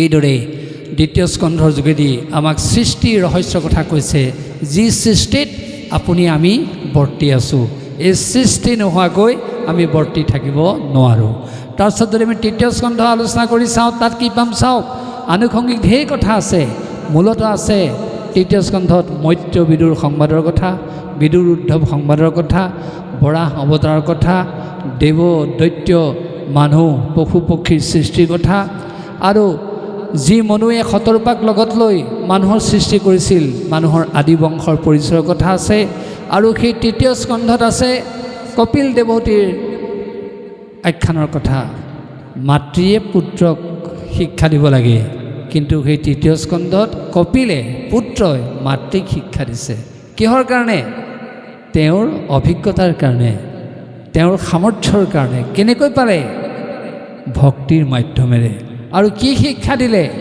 সাংখ্যতত্ত্ব সাংখ্য মানে কি আত্মতত্ত্ব আত্মতত্ত্ব মানে কি আত্মাটো ক'ৰ পৰা আহিছে আত্মাটো ক'লৈ যাব আত্মাৰ লক্ষ্যৰ উদ্দেশ্য কি এই গোটেই কথাখিনি যি ধৰণে কপিলে মাতৃ দেৱহতীক ক'লে সেয়াই হৈছে আত্মতত্ত্বৰ বিচাৰ যিটো আমাৰ কাৰণে অত্যন্ত প্ৰয়োজনীয় আৰু প্ৰাসংগিক বিষয় তাৰপিছত যদি আমি চতুৰ্থ স্কন্ধ আলোচনা কৰি চাওঁ তাত মূলত কি আছে চাওক দক্ষযজ্ঞ সেই চতুৰ্থ স্কন্ধত আছে ধ্ৰুৱ চৰিত্ৰ সেই চতুৰ্থ স্কন্ধত আছে বেন ৰজাৰ আখ্যান সেই চতুৰ্থ স্কন্ধত আছে পৃথুৰ আখ্যান সেই চতুৰ্থ স্কন্ধত আছে পুৰঞ্জনৰ কাহিনী আমি গোটেইখিনি কথালৈ নাযাওঁ আপোনালোক আমি আচলতে প্ৰত্যেকেই পুৰঞ্জন আমাক সাৱধান হ'বলৈ কৈছে আমাৰ 9খন দুৱাৰৰ ৰখীয়া আছে যাক আমি জীৱাত্মা বুলি কওঁ আৰু সেই 9খন দুৱাৰক পুৰ বুলি কৈছে সেই পুৰৰ যিজন অধিপতি সেইজনেই পুৰঞ্জন আপুনিও পুৰঞ্জন আমিও পুৰঞ্জন কিন্তু পুৰঞ্জনৰ কেতিয়া কোনোবা এটা সময়ত অসৎ সংগৰ প্ৰভাৱ পৰিছিলে আৰু যেতিয়াই তেওঁ সৎসংগৰ প্ৰভাৱত তেওঁ জীৱন কটালে তেওঁৰ জীৱনটোলৈ মসৃণ পথ আহিলে আমাকো কৈছে তুমি সাৱধান হৈ সৎ অসৎ বিচাৰ কৰিবা অসৎ সংগত আশ্ৰয় নল'বা অসৎ মন্ত্ৰী অসৎ সেনাপতি অসৎ সৈন্যৰ আশ্ৰয় নল'বা তুমি যেতিয়া সতৰ আশ্ৰয় ল'বা তুমি সুৰক্ষিত হ'বা গতিকে আমাক পুৰঞ্জনৰ আখ্যানৰ যোগেদি সেই শিক্ষা প্ৰদান কৰিছে তাৰপিছত যদি আমি পঞ্চম স্কন্ধ চাওঁ তাত পাম কি প্ৰিয়ব্ৰতৰ আখ্যানৰ কথা ভৰতৰ আখ্যানৰ কথা নাভিৰ আখ্যানৰ কথা পঞ্চম স্কন্ধত আছে স্বৰ্গ মৰ্ত্য পাতালৰ কথা আৰু পঞ্চম স্কন্ধত আছে প্ৰকৃতি বৰ্ণনাৰ কথা প্ৰকৃতিয়ে আমাক শিক্ষা দিছে উপকাৰী চিন্তা গ্ৰহণ কৰিবৰ কাৰণে পৰোপকাৰায় বহন্তি নদ্যাহা পৰোপকাৰায় দুধন্তি গাৱাহা পৰোপকাৰায় ফলন্তি বৃক্ষাহা পৰোপকাৰায় শৰীৰমেতৎ নৈখন যদি চোতশ্ৰেণী বেগেৰে বৈ গৈছে উদ্দেশ্য পৰোপকাৰ, গাইজনী যদি লিটাৰে লিটাৰে গাখীৰ দিছে পৰোপকাৰ, গছজোপাই যদি লোমালোমে ফল দিছে পৰোপকাৰ। সেইকাৰণে আমাকো কোৱা হ'ল পৰোপকাৰায় শৰীৰমেতৎ। তোমাৰ যদি এই শৰীৰটো সৃষ্টি হৈছে ইয়াৰ অন্যতম ধৰ্ম হ'ব পৰোপকাৰ। সেয়ে কেৱল ধূপ চাকি লগালেই, নাম লগালেই, কেৱল ভাগৱত পাঠ কৰিলেই মানুহ ধাৰ্মিক হ'ব নোৱাৰে, মানুহ আধ্যাত্মিক হ'ব নোৱাৰে। সেয়া কৰিব লাগিব, কিন্তু হৃদয়ত যেতিয়ালৈকে মানুহৰ পৰোপকাৰী চিন্তা নাথাকিব সেই মানুহে কেতিয়াও আধ্যাত্মিকতাৰ সংজ্ঞা লাভ কৰিব নোৱাৰে, ধাৰ্মিকৰ সংজ্ঞা লাভ কৰিব নোৱাৰে। আৰু যেতিয়াই আমি পৰোপকাৰী চিন্তাত ব্ৰতী হ'ম, কটাকটি মৰামৰি ক'ত? ইজনে সিজনক অন্যায় কৰি নিজে সুখে থকাৰ বাসনা ক'ত? গতিকে ভাগৱতে এই কথাখিনি এনেই কোৱা নাই, এইখিনি আমাৰ সমাজ জীৱনৰ শৃংখলাৰ কাৰণে কৈছে। গতিকে আমি সেইকাৰণে ভাগৱতৰ পঞ্চম স্কন্ধৰ প্ৰকৃতিৰ বৰ্ণনাৰ যোগেদি এই শিক্ষাবিলাক গ্ৰহণ কৰাটো উচিত। ঠিক সেইদৰে যদি আমি ষষ্ঠ স্কন্ধ আলোচনা কৰি চাওঁ, তাত মূলতঃ কি পাম? অজামিল উপাখ্যানৰ কথা। সেই ষষ্ঠ স্কন্ধত আছে বৃত্তাসুৰৰ জন্ম আৰু বধৰ কথা, আৰু সেই ষষ্ঠ স্কন্ধত আছে চিত্ৰকেতুৰ আখ্যানৰ কথা। সেই অজামিল উপাখ্যানৰ যোগেদি আমাক কি শিকাইছে? হৰে নামৈব নামৈব মম জীৱনম কলৌ নাস্তেব্য নাস্তেব্য গতিৰ অন্যথা। কলিযুগত মানুহক ধন টকা পইচা ঐশ্বৰ্য সম্পদে কিছু খন্তেক সচ্ছলতা দিলেও গতি দিব নোৱাৰে। গতি কিহে দিব? হৰিনামে। সেয়ে আমাক অজামিলৰ আখ্যানৰ যোগেদি, উপাখ্যানৰ যোগেদি সেই হৰিনাম মূল মন্ত্ৰস্বৰূপে গ্ৰহণ কৰিবলৈ কৈছে, যাৰ যোগেদি আমি গতিপ্ৰাপ্ত হ'ব পাৰোঁ।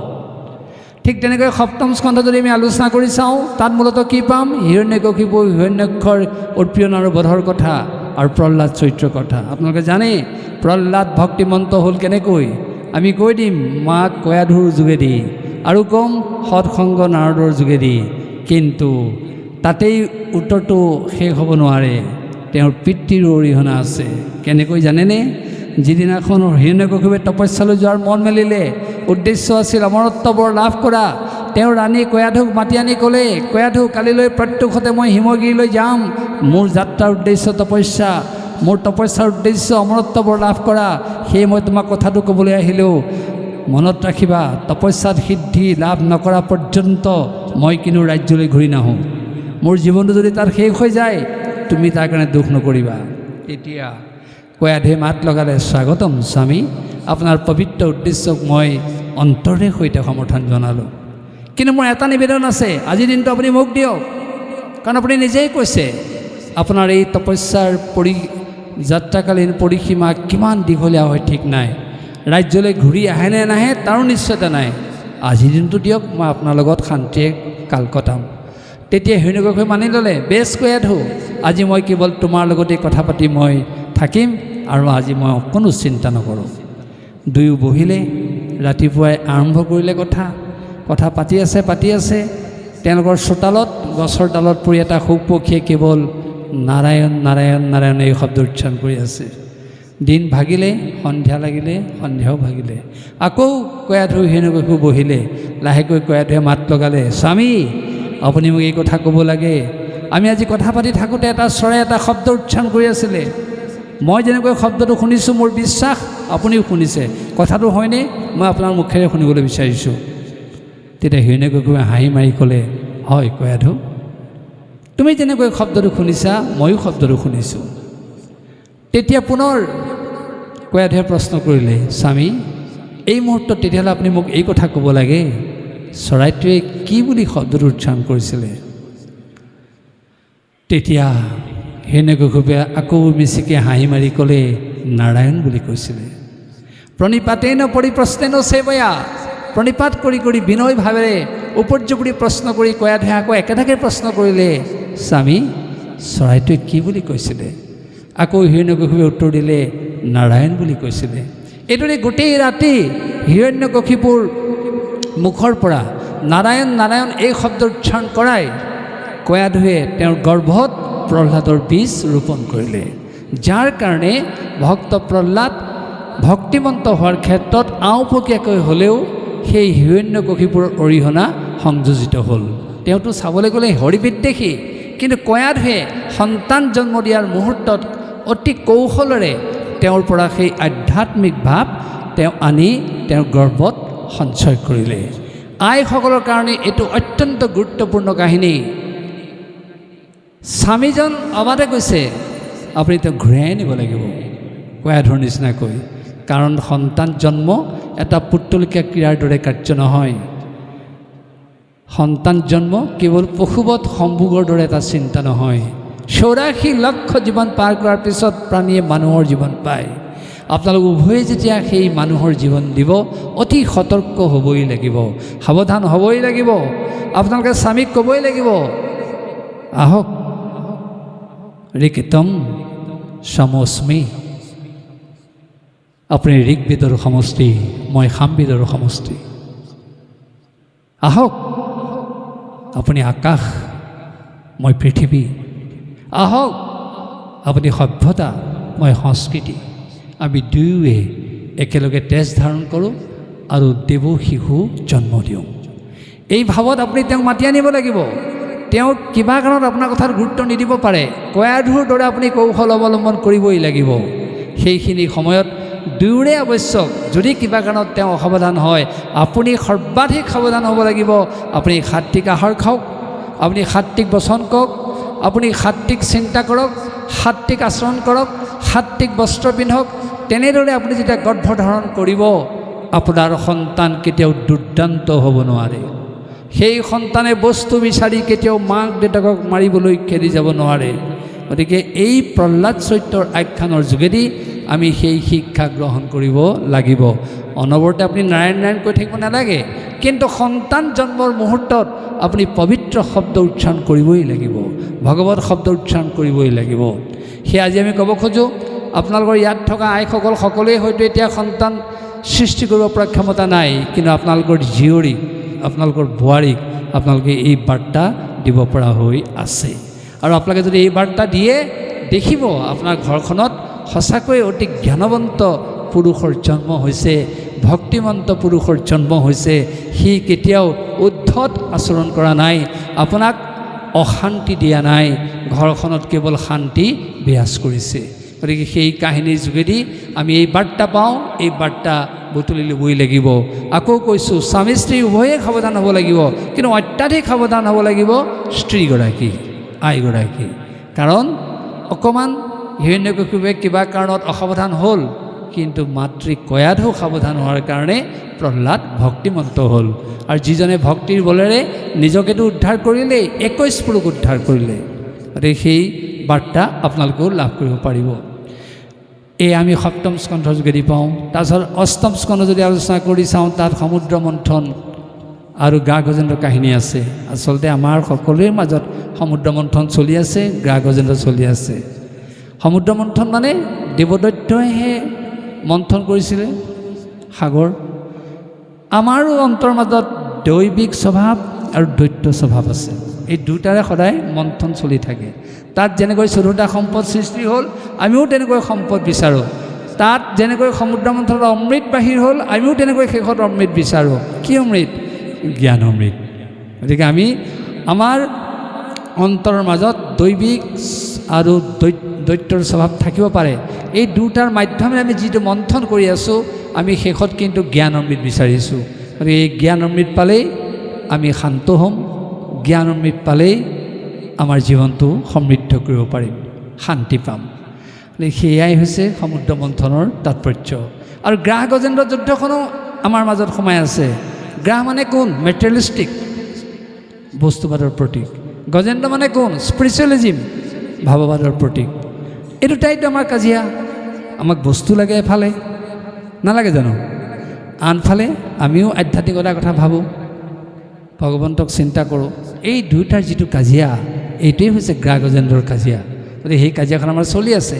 কিন্তু আমি গ্ৰাহক তললৈ পেলাই যেতিয়া গজেন্দ্ৰক ওপৰলৈ দিম তেতিয়াই আমি শান্তি অনুভৱ কৰিম। সুন্দে ধৰি পদ্মগুত ওপৰক তুলি গজেন্দ্ৰে শৰণ লৈলা ত্ৰাহি হৰি বুলি সুন্দৰকৈ কীৰ্তনত লিখি থৈ গৈছে, ভাগৱতত লিখি থৈ গৈছে যে সেই গজেন্দ্ৰই যুদ্ধ কৰিছিলে, কিন্তু যেতিয়া তেওঁৰ প্ৰকৃত ভাৱৰ উদয় হ'ল তেওঁ বস্তুবাদী চিন্তা ত্যাগ কৰি নিয়ন্ত্ৰণ কৰি ভাৱবাদত উপনীত হৈ ভগৱন্তৰ চৰণত যেতিয়া শৰণাপন্ন হ'ল, ভগৱন্তই গৰুড়ৰ স্কন্ধত আহি গ্ৰাহৰ মুখ ফালি গজেন্দ্ৰক উদ্ধাৰ কৰিলে। গতিকে আমিও গজেন্দ্ৰৰ স্বৰূপটো যদি গ্ৰহণ কৰিব পাৰোঁ, পৰম আমি ভকত অৱস্থাটো গ্ৰহণ কৰিব পাৰোঁ, সেই ভগৱন্তই আমাকো ৰক্ষা কৰিব। তাৰমানে বস্তু লাগিব আমাক, কিন্তু বস্তুৱেই সৰ্বোচ্চ নহয়। বস্তুক নিয়ন্ত্ৰণ কৰি তাক অলপ তললৈ ৰাখি ভাৱবাদক আমি যদি ওপৰলৈ লৈ যাব পাৰোঁ, তেতিয়াই আমি ৰক্ষিত হ'ম। ঠিক সেইদৰে আমি যদি অষ্টম স্কন্ধত আৰু সেই কাহিনীটো আলোচনা কৰি চাওঁ, সেই কথাৰ যোগেদি আমি সেই শিক্ষা পাম বলি চলনৰ আখ্যান। বলিয়ে ভগৱন্তক বন্দী কৰি থ'লে, আজিও বোলে পাতালত বন্দী হৈ আছে, দুৱাৰখীয়া হৈ আছে। কিয়? ভক্তিৰ বলেৰে। এনেদৰে তেওঁ আত্মনিবেদন কৰিলে, ভগৱান সন্তুষ্ট হ'ল, আৰু সেইকাৰণে বলিৰ কথা মতে আজিও পাতালত বলিৰ দুৱাৰত ভগৱন্তৰ দুৱাৰক্ষী হৈ আছে। অৰ্থাৎ ভকতবৎসল কেতিয়া হয়? ভক্তিৰ যোগেদি। গতিকে আমাক সেই অষ্টম স্কন্ধৰ বলিচলনৰ কাহিনী সেই শিক্ষা দিছে। তাৰপিছত নৱম স্কন্ধত যদি আমি আলোচনা কৰি চাওঁ, তাত আকৌ বহুতো বংশৰ পৰিচয় পাম। ৰাজবংশ, চন্দ্ৰবংশ, সূৰ্যবংশ তথা ইক্ষ্বাকু বংশ, মনুবংশ, যদুবংশৰ পৰিচয়। এই বংশবিলাকৰ ভিতৰত মূল তত্ত্ব কি? সত্য। সূৰ্যবংশৰ ৰজা হৰিচন্দ্ৰ, সূৰ্যবংশৰ ৰজা শ্ৰীৰামচন্দ্ৰ। তেওঁলোকে সত্যক আঁকোৱালি লোৱাৰ কাৰণে জীৱনত ঢেৰ ধুমুহা আহিছিলে, সকলো অতিক্ৰম কৰিব পাৰিলে, তেওঁলোক জয়ী হ'ল। গতিকে আমাকো সেই শিক্ষা দিছে, তোমাৰ জীৱনতো বহুত ধুমুহা আহিব পাৰে, ঘৰখনত সমস্যাৰ সৃষ্টি হ'ব পাৰে, তুমি যদি সত্যত অবিচলিত হৈ থাকা, তুমিও সুৰক্ষিত হ'বা আৰু এদিন তোমাৰ জয় সুনিশ্চিত কৰিব পাৰিবা। তাৰপিছত আমি যদি দশম স্কন্ধ আলোচনা কৰি চাওঁ, তাত কি আছে? শ্ৰীকৃষ্ণৰ জন্ম ৰহস্যৰ কথা, শ্ৰীকৃষ্ণৰ লীলাৰ কথা, যিখিনি কথা আমি আগতে কৈছোঁ। আৰু জন্মলীলাৰ কথা ভাগৱতৰ দশম স্কন্ধত সুন্দৰকৈ আছে। মনত ৰাখিব, প্ৰথমৰ পৰা নৱমলৈকে ভগৱান কৃষ্ণৰ কথা কোৱা প্ৰস্তুতিহে মাত্ৰ। দশম, একাদশ, দ্বাদশ এই তিনিটা স্কন্ধতহে ভগৱন্তৰ জন্ম ৰহস্য, লীলা কথা, মাহাত্ম্য, মহিমা প্ৰকাশ কৰা হৈছে পূৰ্ণভাৱে। আৰু সেই ভাগৱতৰ দশম স্কন্ধত কি আছে? পাৰিজাত হৰণৰ কথা, ৰুক্মিণী হৰণৰ কথা, মুচুকুন্দ স্তুতিৰ কথা, কংসবধৰ কথা, জৰাসন্ধ বধৰ কথা, নৰকাসুৰৰ বধৰ কথা, কালযবন বধৰ কথা, আৰু যাক মহাভাগৱতৰ মহাপ্ৰাণ বুলি কোৱা হৈছে ৰাসলীলাৰ কথা আছে। গতিকে ৰাসলীলাৰ যোগেদি আমাক শিক্ষা দিয়া হৈছে, জীৱাত্মাই পৰমাত্মাক কেনেকৈ পাব পাৰে, সেই শিক্ষা ইয়াত জড়িত হৈ আছে। গোপীসকলে ঘৰৰ কাম বন কৰিছে, স্বামী শুশ্ৰূষা কৰিছে, তাৰ মাজতো ভগৱন্তক সৰ্বস্ব বাকি দিছে, আৰু তাৰ যোগেদি গোপীসকলে অনায়াসে কৃষ্ণক লাভ কৰিছে। সেই আমাকো সেই শিক্ষা দিয়া হৈছে ৰাসলীলাৰ যোগেদি। তাৰপিছত যদি আমি একাদশ স্কন্ধ আলোচনা কৰি চাওঁ, তাত মূলতঃ কি আছে চাওক। সেই একাদশ স্কন্ধত আছে নিমিনৱসিদ্ধ সংবাদৰ কথা, সেই একাদশ স্কন্ধত আছে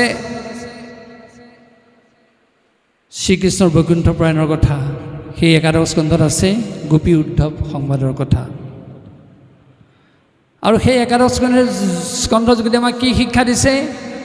সাধ্য সাধন ভক্তিৰ বিচাৰ কৰিবৰ কাৰণে। কৃষ্ণক উদ্ধৱে পাই থকাৰ সময়ত সাধ্য ভক্তি, যেতিয়াই কৃষ্ণই উদ্ধৱক এৰি থৈ গ'ল, সেইদিনাখনৰ পৰা তেওঁ সাধন ভক্তিৰ আশ্ৰয় ল'লে। কাৰণ কৃষ্ণ উদ্ধৱক কি ক'লে? তুমি এতিয়াৰ পৰা গছৰ বাকলি বসন পিন্ধিবা, বদ্ৰীনাথলৈ যাবা, গংগাত স্নান কৰিবা, কৃষ্ণৰ ব্ৰত আচৰণ কৰিবা, এইবোৰতো আগতে কোৱা নাই, পিছত কিয় ক'লে? অৰ্থাৎ কৃষ্ণক পাবৰ কাৰণে প্ৰত্যক্ষে সাধন ভক্তি লাগিব। কিন্তু তেওঁ যেতিয়াই কৃষ্ণক পাই আছিলে, তেতিয়া এইবিলাকৰ প্ৰয়োজন নাছিলে, সাধ্য ভক্তি পাই আছে, কিন্তু আকৌ তেওঁক বিচাৰিবৰ কাৰণে এই ব্যৱস্থা দিয়া হ'ল। সেয়াই হৈছে আমাৰ জীৱনৰ শিক্ষা। আমি চকুকেইটা মুদিয়েই যদি কৃষ্ণক দেখা পাওঁ, আমাকো কোনো কৰ্মৰ প্ৰয়োজন নাই।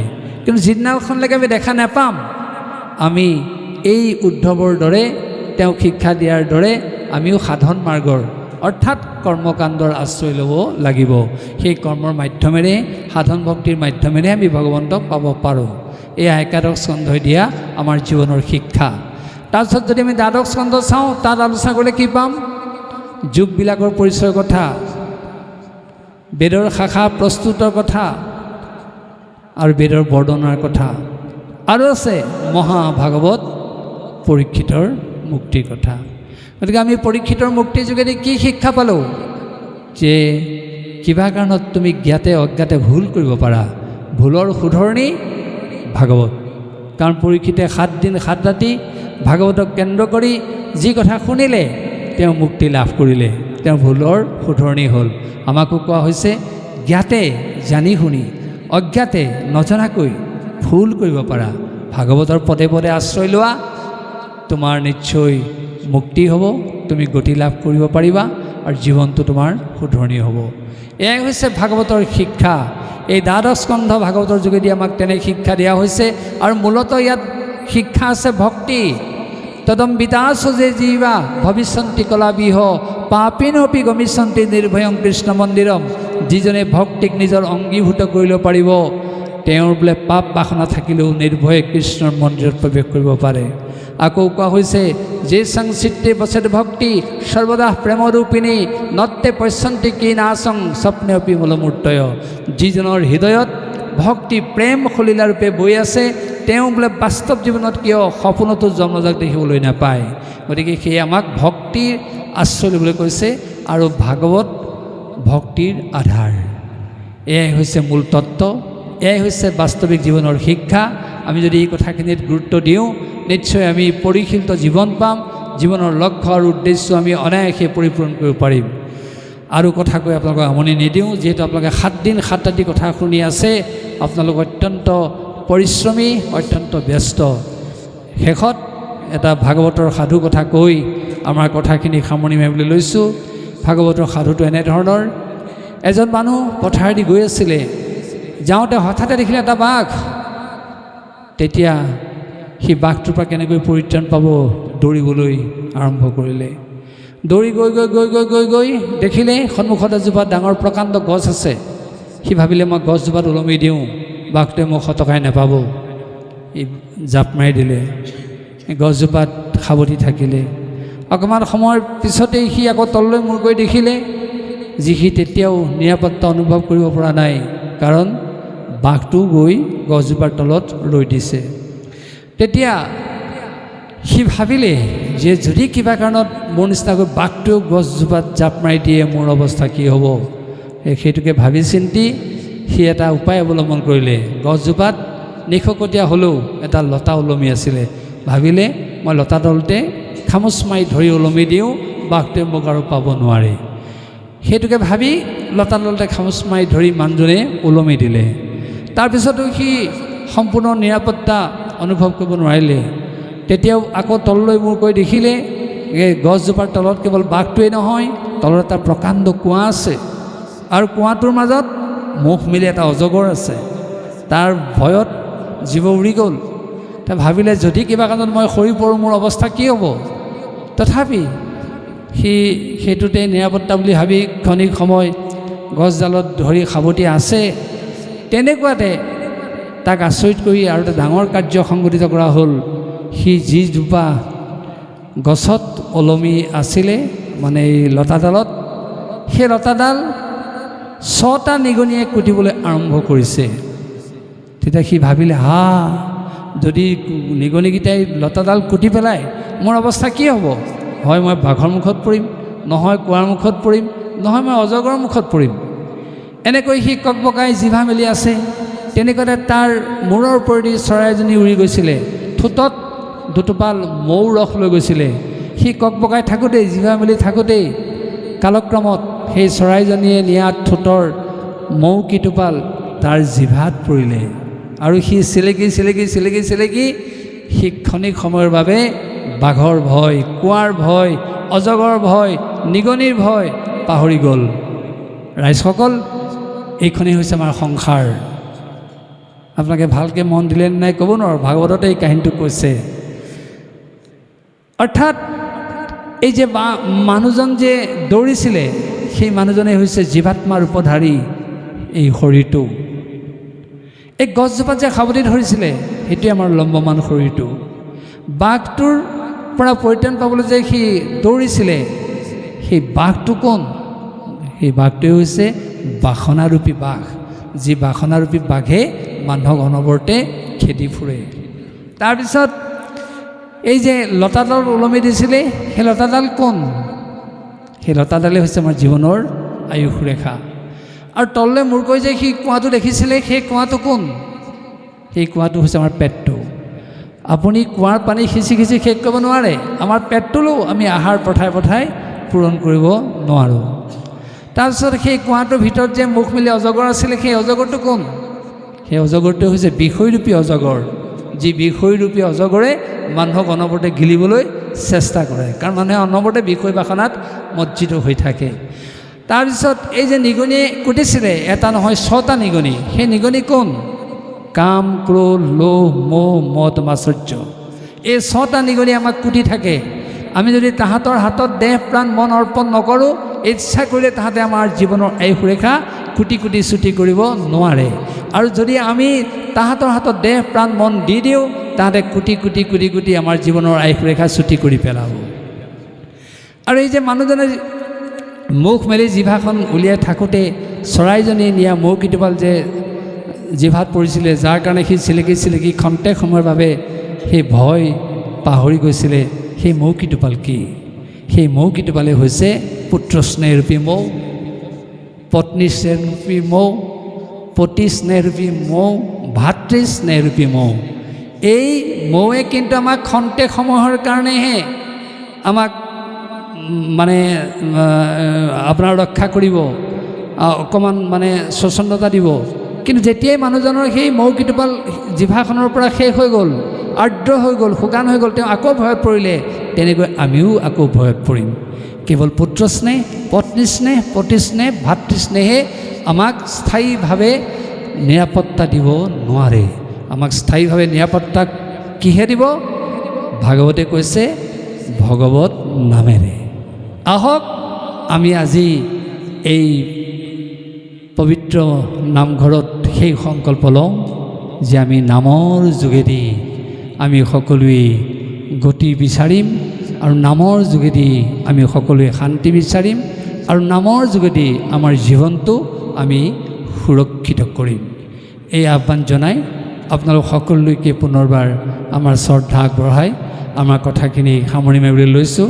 আৰু এখন মিটিং আছে চাৰিঙত, সেইকাৰণে আমি আৰু বেছি সময় আপোনালোকক দিব নোৱাৰিলোঁ। আপোনালোকে অসন্তোষ নকৰিব। কেতিয়াবা দেখা দেখি হ'লে আমি নিশ্চয় দীঘলীয়াকৈ কথা পাতিম। শেষত পুনৰবাৰ গোবিন্দৰ চৰণত আপোনালোকৰ সকলোৱে সৰ্বপ্ৰকাৰ মংগলৰ অৰ্থে আমি প্ৰাৰ্থনা জনালোঁ। সৰ্বে ভৱন্তু সুখিনঃ, সৰ্বে সন্তু নিৰাময়া, সৰ্বে ভদ্ৰাণি পশ্যন্তু, মা কশ্চিৎ দুঃখভাগ ভৱেৎ। এই প্ৰাৰ্থনাৰে আমাৰ কথাখিনি সামৰণি মাৰিছোঁ। আৰু আপোনালোকৰ এই কৰ্মৰ আপোনালোকে সুফল লাভ কৰক, তাৰ বাবেও গোবিন্দৰ চৰণত প্ৰাৰ্থনা জনালোঁ। নমস্কাৰ, নমস্কাৰ, নমস্কাৰ, নমস্কাৰ। কৃষ্ণ জ্ঞানৰ সাগৰ, আউনীআটীয় সত্ৰাধিকাৰ, প্ৰভু ঈশ্বৰৰ মুখ নিঃসৃত অমৃতসম শব্দৰে আমাৰ অন্তৰাত্মাক আলোকিত কৰি যিখিনি জ্ঞান বিলালে, আমি সঁচাকৈ চিৰ কৃতজ্ঞ, চিৰ স্মৰণীয় আৰু তেখেতক ভক্তি ভৰা প্ৰণিপাত জনালোঁ।